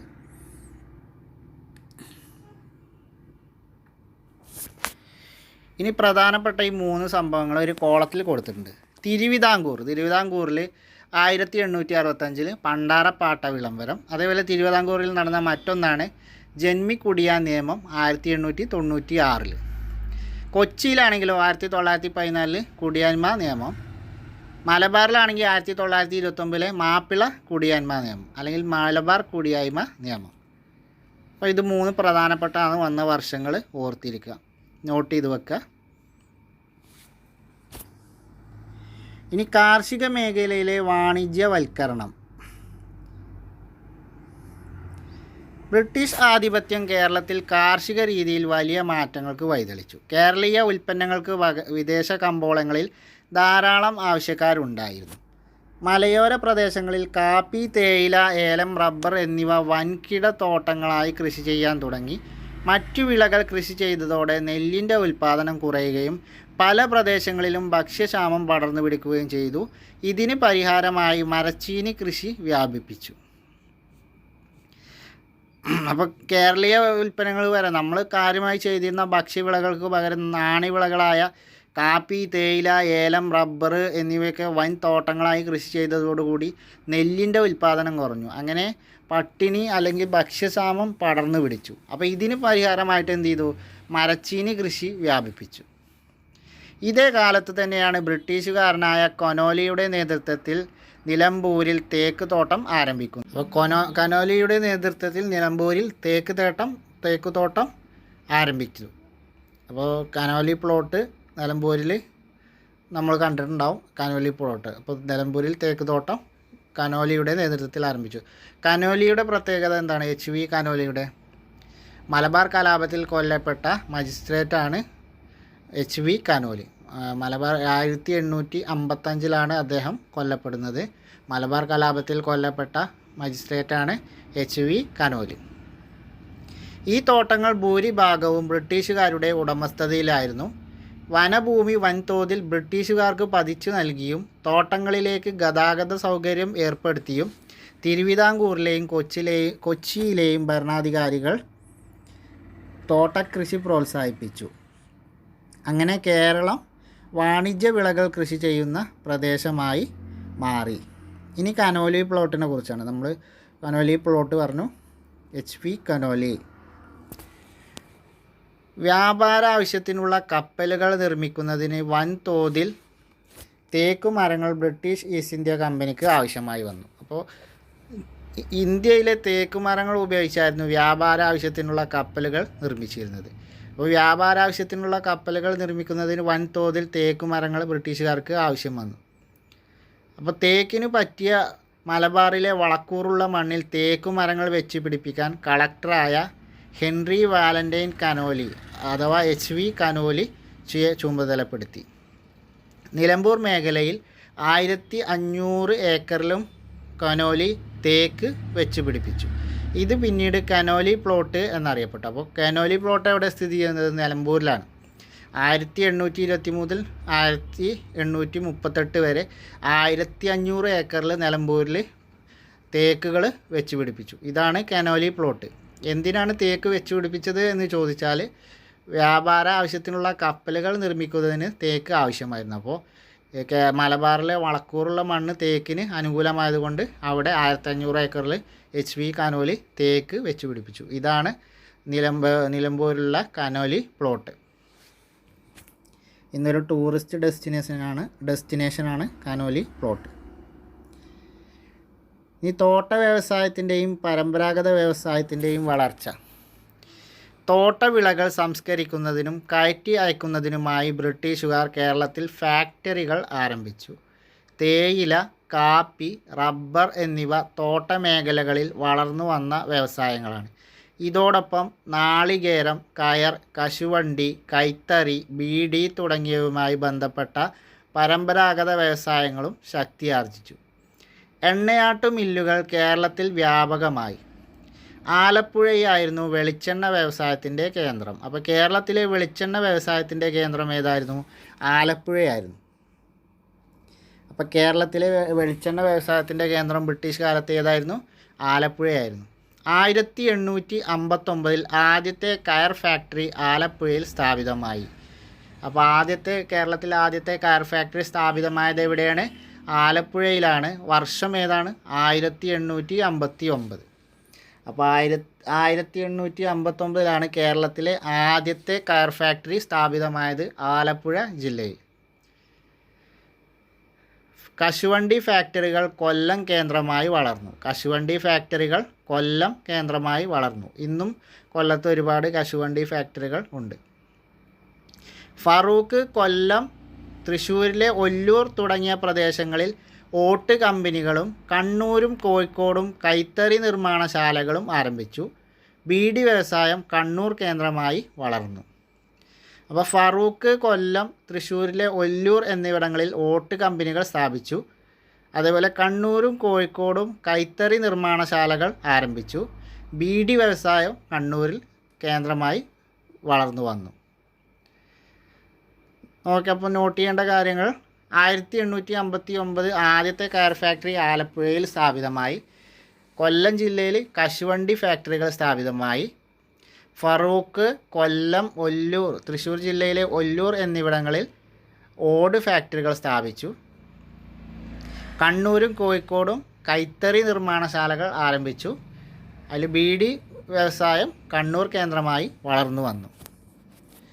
ഇനി ഫറൂഖ് ഓട്ട് കമ്പനിയുടെയൊക്കെ ഫോട്ടോ SCERTയിൽ കൊടുത്തിട്ടുണ്ട്. ഫറൂഖിലെ ഓട്ട് കമ്പനി, ആലപ്പുഴയിലെ കയർ ഫാക്ടറി, ഇതിൻ്റെ രണ്ടിൻ്റെയും ഫോട്ടോ കൊടുത്തിട്ടുണ്ട്. പിന്നെ 1859 ആദ്യത്തെ കയർ ഫാക്ടറി ആലപ്പുഴ, കശുവണ്ടി ഫാക്ടറികൾ, അതേപോലെ ഫറൂഖ്, കൊല്ലം എന്നിവിടങ്ങളിലെ ഓട്ട് കമ്പനി, ബീഡി ബീഡി വ്യവസായം കണ്ണൂർ, കൈത്തറി വ്യവസായം കോഴിക്കോട്, കണ്ണൂർ എന്നൊക്കെ നോട്ട് ചെയ്ത് വെക്കുക. അടുത്തതാണ് ആധുനിക വ്യവസായങ്ങളുടെ ഉദയം. ആധുനിക വ്യവസായങ്ങളുടെ ഉദയം 20-ാം നൂറ്റാണ്ടിൻ്റെ പകുതിയോടെയാണ് ആധുനിക വ്യവസായശാലകൾ കേരളത്തിൽ സ്ഥാപിക്കപ്പെട്ടത്. അപ്പോൾ കേരളത്തിൽ ആധുനിക വ്യവസായശാലകൾ സ്ഥാപിക്കപ്പെട്ടത് 20-ാം നൂറ്റാണ്ടിൻ്റെ പകുതിയോടെ. കേരളത്തിൽ ആധുനിക വ്യവസായശാലകൾ സ്ഥാപിക്കപ്പെട്ടത് 20-ാം നൂറ്റാണ്ടിൻ്റെ പകുതിയോടെയാണ്. അവയിൽ ഭൂരിഭാഗവും തിരുവിതാംകൂറിലും കൊച്ചിയിലുമായിരുന്നു. അപ്പോൾ ആധുനിക വ്യവസായശാലകളിൽ ഭൂരിഭാഗവും തിരുവിതാംകൂറിലും കൊച്ചിയിലുമായിരുന്നു. ബ്രിട്ടീഷുകാർ വ്യവസായങ്ങൾക്കാവശ്യമായ സാങ്കേതിക സാമ്പത്തിക സഹായങ്ങൾ നൽകി. പള്ളിവാസൽ വൈദ്യുതി നിലയം സ്ഥാപിക്കപ്പെട്ടത് ആധുനിക വ്യവസായങ്ങളുടെ വളർച്ചയ്ക്ക് ത്വരിതപ്പെടുത്തി. അക്കാലത്ത് സ്ഥാപിക്കപ്പെട്ട മറ്റു വ്യവസായശാലകളാണ് ചുവടെ തന്നിട്ടുള്ളത്. അപ്പോൾ പള്ളിവാസൽ വൈദ്യുത നിലയം സ്ഥാപിച്ചത് ആ കാലഘട്ടത്തിലാണ്. ആധുനിക വ്യവസായങ്ങളുടെ വളർച്ച എന്നുള്ള ഭാഗത്തിൽ വരുന്നതാണ് പള്ളിവാസൽ വൈദ്യുത നിലയം. അത് സ്ഥാപിച്ചത് ബ്രിട്ടീഷ് കാലഘട്ടത്തിലാണ്, 20-ാം നൂറ്റാണ്ടിൻ്റെ പകുതിയിലാണ്. ഇനി ആ സമയത്ത് വന്ന മറ്റു വ്യവസായശാലകൾ എന്തൊക്കെയാണ്, എവിടെയൊക്കെയാണ് സ്ഥാപിക്കപ്പെട്ടത് എന്നും നോക്കാം. പുനലൂർ പേപ്പർ മിൽ സ്ഥാപിക്കപ്പെട്ടത് കൊല്ലം ജില്ലയിലാണ് പുനലൂർ പേപ്പർ മില്ല് സ്ഥാപിക്കപ്പെട്ടത്. അതേപോലെ കളമശ്ശേരിയിലെ ഫാക്ട് FACT, എറണാകുളം ജില്ലയിലെ കളമശ്ശേരിയിലെ ഫാക്ട്. പുനലൂരിലെ പേപ്പർ മില്ല് അതെവിടെയാണ്? കൊല്ലം ജില്ലയിലാണ്. കളമശ്ശേരിയിലെ FACT എറണാകുളം ജില്ലയിലാണ്. കുണ്ടറ സിറാമിക്സ് കൊല്ലം ജില്ലയിലാണ്. റബ്ബർ വർക്ക്സ് തിരുവനന്തപുരത്ത്. ടാറ്റ ഓയിൽ മിൽസ്, അളഗപ്പ തുണി മില്ല് രണ്ടും കൊച്ചിയിലാണ്. അപ്പോൾ ഒന്നുകൂടെ നോക്കാം. പുനലൂർ പേപ്പർ മില്ല് കൊല്ലത്ത് ആരംഭിച്ചു. കളമശ്ശേരി FACT എറണാകുളത്ത് ആരംഭിച്ചു. കുണ്ടറ സിറാമിക്സ് കൊല്ലം ജില്ലയിൽ ആരംഭിച്ചു. റബ്ബർ വർക്ക്സ് തിരുവനന്തപുരത്ത്. ടാറ്റ ഓയിൽ മിൽസ്, അളഗപ്പ തുണി മിൽസ് എന്നിവ കൊച്ചിയിൽ ആരംഭിച്ചു.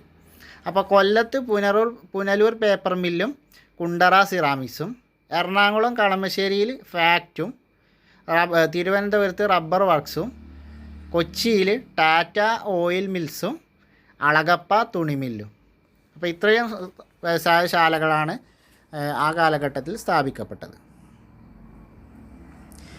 ഈ മൂലധനം സ്വരൂപിക്കുന്നതിനായി പണമിടപാട് സ്ഥാപനങ്ങളായി ബാങ്കുകൾ ഇക്കാലത്ത് കേരളത്തിൽ വളർന്നു വന്നു. മിഞ്ഞാന്ന് ചോദിച്ച പരീക്ഷയ്ക്ക് കൂടി വന്നൊരു ക്വസ്റ്റ്യനാണ്. മിഞ്ഞാന്ന് വന്ന ഖാദി ബോർഡ് LDC പ്രിലിംസിൽ വന്ന ക്വസ്റ്റ്യനാണ്. ഇനി അടുത്ത പാരഗ്രാഫ്. മൂലധനം സ്വരൂപിക്കുന്നതിന് വേണ്ടി പണമിടപാട് സ്ഥാപനങ്ങളായി ബാങ്കുകൾ ഇക്കാലത്ത് കേരളത്തിൽ വളർന്നു വന്നു. ആദ്യമായി രൂപം കൊണ്ട സ്വകാര്യ ബാങ്ക് നെടുങ്ങാടി ബാങ്കായിരുന്നു. അപ്പോൾ മിഞ്ഞാന്ന് നടന്ന പരീക്ഷയിൽ ചോദിച്ചതായിരുന്നു കേരളത്തിൽ ആദ്യമായി രൂപം കൊണ്ട സ്വകാര്യ ബാങ്ക് ഏത് എന്നുള്ളത്. നെടുങ്ങാടി ബാങ്ക്. തുടർന്ന് imperial bank, Indian national bank, chartered bank എന്നിവ നിലവിൽ വന്നു. ഈ ഇമ്പീരിയൽ ബാങ്കാണ് പിന്നീട് SBI ആയത്, സ്റ്റേറ്റ് ബാങ്ക് ഓഫ് ഇന്ത്യ എന്ന പേരിൽ പിന്നീട് മാറിയത്.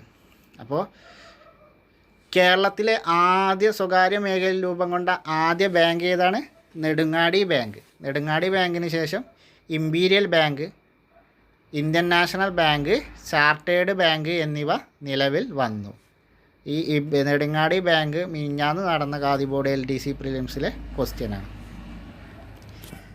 സാംസ്കാരിക മേഖലയിലെ ബ്രിട്ടീഷ് സ്വാധീനം. സാംസ്കാരിക മേഖലയിലെ ബ്രിട്ടീഷ് സ്വാധീനം.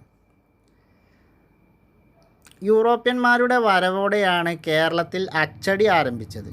മലയാളത്തിൽ വ്യാകരണ ഗ്രന്ഥങ്ങളും നിഘണ്ടുവും തയ്യാറാക്കുന്നതിൽ കൂടുതലും താല്പര്യം പ്രകടിപ്പിച്ചത് ജെസ്യൂട്ട് മിഷനറിമാരാണ്. അപ്പോൾ യൂറോപ്യന്മാരുടെ വരവോടെയാണ് കേരളത്തിൽ അച്ചടി ആരംഭിച്ചത്. അപ്പോൾ അച്ചടി ആരംഭിച്ചത് ആരുടെ വരവോടെയാണ്?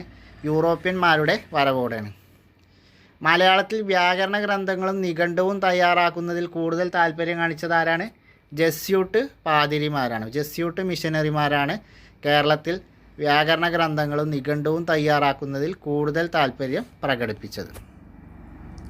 ഇനി വായിക്കാൻ പോകുന്ന പാരഗ്രാഫ് ഫുള്ള് പ്രീവിയസ് ക്വസ്റ്റ്യനാണ്. ഓരോ പോയിന്റുകളും നോട്ട് ചെയ്ത് വെക്കുക. ഡോക്ടർ ആഞ്ചലോസ് ഫ്രാൻസിസ് ആണ് മലയാളത്തിലെ ആദ്യത്തെ വ്യാകരണ ഗ്രന്ഥം തയ്യാറാക്കിയത്. മലയാളത്തിലെ ആദ്യത്തെ വ്യാകരണ ഗ്രന്ഥം തയ്യാറാക്കിയത് ആര് എന്നുള്ളത് കഴിഞ്ഞ ഖാദി ബോർഡ് പ്രിലിംസിൽ ചോദിച്ച ചോദ്യമായിരുന്നു. 4ാം ഘട്ടത്തിൽ ചോദിച്ച ചോദ്യമായിരുന്നു. അപ്പോൾ ആരാണ്? Angelos Francis. Angelos Francis. Doctor Angelos Francis.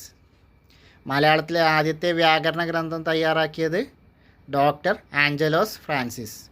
മലയാള ഭാഷയിലെ ആദ്യ നിഘണ്ടു രൂപപ്പെടുത്തിയത് അർണോസ് പാതിരി. മലയാള ഭാഷയിലെ ആദ്യ നിഘണ്ടു രൂപപ്പെടുത്തിയത് അർണോസ് പാതിരി. മലയാള ഭാഷയിൽ അച്ചടിച്ച ആദ്യത്തെ സമ്പൂർണ്ണ ഗ്രന്ഥം സംക്ഷേപ വേദാർത്ഥം. മലയാള ഭാഷയിൽ അച്ചടിച്ച ആദ്യത്തെ സമ്പൂർണ്ണ ഗ്രന്ഥം സംക്ഷേപ വേദാർത്ഥം. മിഷണറിമാരായ ബെഞ്ചമിൻ ബെയ്ലി ഇംഗ്ലീഷ് മലയാളം നിഘണ്ടുവും doctor Hermann Gundert Malayalam English നിഘണ്ടുവും പ്രസിദ്ധപ്പെടുത്തി. അപ്പോൾ ഇംഗ്ലീഷ് മലയാളം നിഘണ്ടു doctor Benjamin Bailey, Malayalam English നിഘണ്ടു ഡോക്ടർ ഹെർമൻ ഗുണ്ടർട്ട്. അപ്പോൾ ഈ പാരഗ്രാഫിൽ ഇതുവരെ വായിച്ചതൊക്കെ പ്രീവിയസ് ക്വസ്റ്റ്യനാണ്. അപ്പോൾ ഒന്നുകൂടി പറയാം. മലയാളത്തിലെ ആദ്യത്തെ വ്യാകരണ ഗ്രന്ഥം തയ്യാറാക്കിയത് ഡോക്ടർ ആഞ്ചലോസ് ഫ്രാൻസിസ്. മലയാള ഭാഷയിലെ ആദ്യ നിഘണ്ടു രൂപപ്പെടുത്തിയത് അർണോസ് പാതിരി. മലയാള ഭാഷയിൽ അച്ചടിച്ച ആദ്യത്തെ സമ്പൂർണ്ണ ഗ്രന്ഥം സംക്ഷേപ വേദാർത്ഥം. ഇനി മലയാളം ഇംഗ്ലീഷ് നിഘണ്ടു doctor Hermann Gundert. English Malayalam നിഘണ്ടു ആണെങ്കിലോ ബെഞ്ചമിൻ ബെയ്ലി.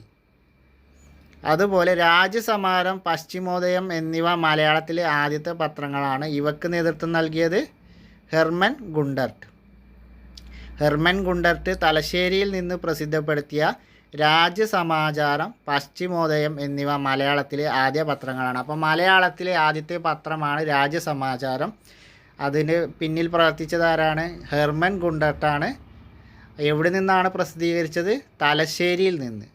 ഹെർമൻ ഗുണ്ടർട്ട് തലശ്ശേരിയിൽ നിന്ന് പ്രസിദ്ധപ്പെടുത്തിയ രാജ്യസമാചാരം പ്രത്യേകം നോട്ട് ചെയ്ത് വെക്കുക. ഇതിൽ വായിച്ച എല്ലാതും പ്രീവിയസ് ക്വസ്റ്റ്യനാണ്. രാജ്യസമാചാരം കൂടാതെ പശ്ചിമോദയം എന്നിവ മലയാളത്തിലെ ആദ്യത്തെ പത്രങ്ങളാണ്. അപ്പോൾ മലയാളത്തിലെ ആദ്യത്തെ പത്രങ്ങൾ രാജ്യസമാചാരവും പശ്ചിമോദയവും. അത് തലശ്ശേരിയിൽ നിന്നാണ് പ്രസിദ്ധപ്പെടുത്തിയത്. അതിന് പിന്നിൽ പ്രവർത്തിച്ചത് ഡോക്ടർ ഹെർമൻ ഗുണ്ടർട്ടാണ്. ഇനി മിഷനറി സംഘങ്ങളും അവരുടെ പ്രവർത്തന മേഖലയുമാണ് ഇതിൽ പറയുന്നത്. ലണ്ടൻ മിഷൻ സൊസൈറ്റി LMS അവയുടെ പ്രവർത്തന മേഖല ഏതാണ്? തിരുവിതാംകൂറാണ്. ലണ്ടൻ മിഷൻ സൊസൈറ്റിയുടെ പ്രവർത്തന മേഖല തിരുവിതാംകൂറാണ്. Church mission society CMS Kochi, Thiruvithamkur. CMS അഥവാ ചർച്ച് മിഷൻ സൊസൈറ്റിയുടെ പ്രവർത്തന മേഖല കൊച്ചിയും തിരുവിതാംകൂറുമാണ്. Basel evangelical mission BEM, Basel evangelical mission അഥവാ BEMൻ്റെ പ്രവർത്തന മേഖല മലബാറിലാണ്. അപ്പം മലബാറിൽ പ്രവർത്തിച്ചിരുന്ന മിഷണറി സംഘം ഏതാണ്? Basel evangelical mission. തിരുവിതാംകൂറിലോ ലണ്ടൻ മിഷൻ സൊസൈറ്റി. കൊച്ചിയിൽ പ്രവർത്തിച്ചിരുന്ന മിഷണറി സംഘം church mission society. Church mission society കൊച്ചിയിലും തിരുവിതാംകൂറും പ്രവർത്തിച്ചിട്ടുണ്ട്. ജാതിമത ഭേദമന്യേ എല്ലാവർക്കും വിദ്യാഭ്യാസം എന്ന ആശയത്തിന് കേരളത്തിൽ തുടക്കം കുറിക്കുന്നത് മിഷനറിമാരുടെ വിദ്യാഭ്യാസ പ്രവർത്തനങ്ങളിലൂടെയാണ്. ഈ പോയിൻ്റ് നമ്മൾ കഴിഞ്ഞ ചാപ്റ്ററിലും പറഞ്ഞതാണ്. വിദ്യാഭ്യാസ സ്ഥാപനങ്ങൾ ആരംഭിക്കാൻ തിരുവിതാംകൂറിലെയും കൊച്ചിയിലെയും ഭരണാധികാരികൾ മിഷനറി സംഘങ്ങൾക്ക് ഭൂമി ദാനമായി നൽകി. തിരുവിതാംകൂറിലെയും കൊച്ചിയിലെയും നാട്ടുരാജാക്കന്മാരും വിദ്യാഭ്യാസ രംഗത്ത് ഇടപെടുകയും സ്കൂളുകളും കോളേജുകളും സ്ഥാപിക്കുകയും ചെയ്തു. തിരുവിതാംകൂറിലെ ഭരണാധികാരിയായിരുന്ന ഗൗരി പാർവതി ബായി 1817 പ്രൈമറി വിദ്യാഭ്യാസം സൗജന്യമാക്കിക്കൊണ്ട് പുറപ്പെടുവിച്ച വിളംബരം ശ്രദ്ധേയമാണ്. അപ്പോൾ തിരുവിതാംകൂറിൽ പ്രൈമറി വിദ്യാഭ്യാസം സൗജന്യമാക്കി ഉത്തരവിറക്കിയ ഭരണാധികാരി ആരാണ്? ഗൗരി പാർവതി ബായിയാണ്. ഏതാണ് വർഷം? 1817. തിരുവിതാംകൂറിൽ പ്രൈമറി വിദ്യാഭ്യാസം സൗജന്യമാക്കിക്കൊണ്ട് ഉത്തരവിറക്കിയത് ഗൗരി പാർവതി ബായി 1817. ആ പേരിൽ തന്നെ പ്രൈമറി എന്ന് ഇങ്ങനെ കണക്ട് ചെയ്യാൻ പറ്റും. ഗൗരി എന്നുള്ളത് എടുക്കുക, പാർവതി എന്ന് PRVTY അങ്ങനെ ഷോർട്ടാക്കിയാൽ PR പ്രൈമറി എന്ന് കണക്ട് ചെയ്യാം. അപ്പോൾ ഗൗരി പാർവതി ബായി തിരുവിതാംകൂറിൽ പ്രൈമറി വിദ്യാഭ്യാസം സൗജന്യമാക്കിക്കൊണ്ട് വിളംബരം പുറപ്പെടുവിച്ചു 1817.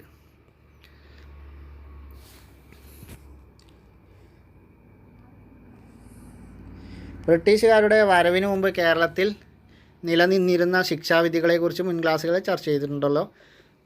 അക്കാലത്ത് കുറ്റാരോപിതനായൻ്റെ ജാതി അടിസ്ഥാനമാക്കിയാണ് വിചാരണയും ശിക്ഷയും നടപ്പാക്കിയിരുന്നത്. ഈ നീതിന്യായ വ്യവസ്ഥയെ ബ്രിട്ടീഷുകാർ പരിഷ്കരിച്ചു. കുറ്റവാളിയുടെ വാദം കേട്ട ശേഷം കുറ്റത്തിൻ്റെ സ്വഭാവത്തിനനുസരിച്ച് ഏകീകൃതമായ ശിക്ഷാവിധികൾ നടപ്പാക്കാൻ തുടങ്ങി. ഇതോടെ ജാതിക്കതീതമായി നിയമത്തിന് മുന്നിൽ എല്ലാവരും തുല്യരായി. കേസുകളുടെ വിചാരണക്കായി വിവിധ സ്ഥലങ്ങളിൽ കോടതികൾ സ്ഥാപിച്ചു. ബ്രിട്ടീഷുകാർ ചെയ്ത കാര്യങ്ങളാണ് പറയുന്നത്. കേസുകളുടെ വിചാരണക്കായി ആ പഴയ സിസ്റ്റമൊക്കെ മാറ്റി കോടതികൾ സ്ഥാപിച്ചു. നിയമത്തിന് മുന്നിൽ എല്ലാവരും തുല്യക്കാരാണ് എന്നുള്ള അവസ്ഥ വന്നു. ബ്രിട്ടീഷ് ഭരണത്തോടെ കേരളത്തിൻ്റെ പരമ്പരാഗത ആയുർവേദ ചികിത്സാ രീതിയേക്കാൾ ആധുനിക വൈദ്യശാസ്ത്രത്തിന് പ്രാധാന്യം ലഭിച്ചു. വസൂരി തടയാനുള്ള കുത്തിവെപ്പ് ആദ്യമായി നടത്തിയത് മലബാറിലാണ്. അപ്പോൾ വസൂരി തടയാനുള്ള കുത്തിവെപ്പ് ആദ്യമായി നടത്തിയത് എവിടെയാണ്? മലബാറിലാണ്. ഇക്കാലത്ത് തിരുവിതാംകൂറിലേക്ക് ഇംഗ്ലണ്ടിൽ നിന്ന് മരുന്ന് വരുത്താൻ ഒരു കമ്പനിയെ തന്നെ രാജാവ് നിയമിച്ചു. മലബാർ, തിരുവിതാംകൂർ, കൊച്ചി എന്നിവിടങ്ങളിലെ സർക്കാർ ആശുപത്രികൾ ആരംഭിച്ചു. അപ്പോൾ മലബാർ, തിരുവിതാംകൂർ, കൊച്ചി എന്നിവിടങ്ങളിൽ സർക്കാർ ആശുപത്രികൾ ആരംഭിച്ചതും ബ്രിട്ടീഷുകാരാണ്. ആദ്യമായി വസൂരിക്കെതിരെ കുത്തിവെപ്പെടുത്ത പ്രദേശമാണ് മലബാർ. കേരളത്തിലെ ചില സമുദായങ്ങളിൽ നിലനിന്നിരുന്ന പിന്തുടർച്ചാക്രമം മാതാവ് വഴിയുള്ള മരുവക്കത്തായമായിരുന്നു. ഇംഗ്ലീഷ് വിദ്യാഭ്യാസം സിദ്ധിച്ച യുവാക്കൾ ഇതിനെതിരെ ശക്തമായി പ്രതികരിക്കുകയും കോടതികൾ വ്യവഹാരങ്ങൾ ഫയൽ ചെയ്യുകയും ചെയ്തു. അങ്ങനെ തിരുവിതാംകൂറിലും മലബാറിലും കൊച്ചിയിലും മരുമക്കത്തായത്തിനെതിരായ നിയമങ്ങൾ നിലവിൽ വന്നു. അപ്പോൾ മരുമക്കത്തായ സമ്പ്രദായം ഉണ്ടായിരുന്നു. അതിനെതിരെ യുവാക്കളൊക്കെ രംഗത്ത് വന്ന് അതിനെതിരെയുള്ള നിയമങ്ങൾ വന്നു. അത് നിരോധിച്ചു. മക്കത്തായ സമ്പ്രദായമാണ് ഈ നിയമങ്ങൾ ഊന്നൽ നൽകിയത്. ഇത് പ്രകാരം തറവാട്ടിലെ എല്ലാ അംഗങ്ങൾക്കും സ്വത്തിനുമേൽ അവകാശം ലഭിച്ചു. ഇത് തറവാട്, കൂട്ടുകുടുംബം എന്നിവയുടെ തകർച്ചയ്ക്ക് കാരണമായി. കേരളത്തിലെ വിഭവങ്ങൾ ചൂഷണം ചെയ്യാനും ഭരണം സുഗമാക്കാനുമുള്ള നടപടികളുടെ ഭാഗമായിരുന്നു ഈ പരിഷ്കാരങ്ങൾ. എങ്കിലും കേരളീയ സമൂഹത്തിൻ്റെ ആധുനീകരണത്തിന് ഇവ സഹായകരമായി. അപ്പോൾ മരുമക്കത്തായ സമ്പ്രദായമൊക്കെ നിർത്തിയത് ബ്രിട്ടീഷുകാർ നമ്മുടെ സമ്പത്ത് ചൂഷണം ചെയ്യാനാണെങ്കിലും ഇത് കേരളത്തിൻ്റെ മുന്നോട്ടുള്ള നവീകരണത്തിനൊക്കെ ഇത് സഹായകമായി. അപ്പോൾ ഇത് വലിയൊരു ചാപ്റ്ററാണ്, ഒരുപാട് പോയിന്റുകൾ വരുന്ന ചാപ്റ്ററാണ്. അതുകൊണ്ട് നമുക്ക് ഈ വീഡിയോ 2 പാർട്ടായിട്ട് ചെയ്യാം. അപ്പോൾ ഈ 1ാം പാർട്ട് നമുക്ക് ഇവിടെ വെച്ച് അവസാനിപ്പിക്കാം. അടുത്തത് പരിഷ്കരണ പ്രസ്ഥാനങ്ങളും സാമൂഹിക മാറ്റങ്ങളും എന്നുള്ള ഭാഗങ്ങളാണ്. അവിടുന്ന് അങ്ങോട്ട് അവസാനം വരെയുള്ളത് നമുക്ക് അടുത്തൊരു ക്ലാസ്സിൽ ചർച്ച ചെയ്യാം. അപ്പോൾ ഇന്നത്തെ ക്ലാസ് ഇവിടെ അവസാനിക്കുകയാണ്. അപ്പോൾ അടുത്ത ക്ലാസ്സുമായി വീണ്ടും കാണാം. അതുവരെ എല്ലാവർക്കും താങ്ക് യു.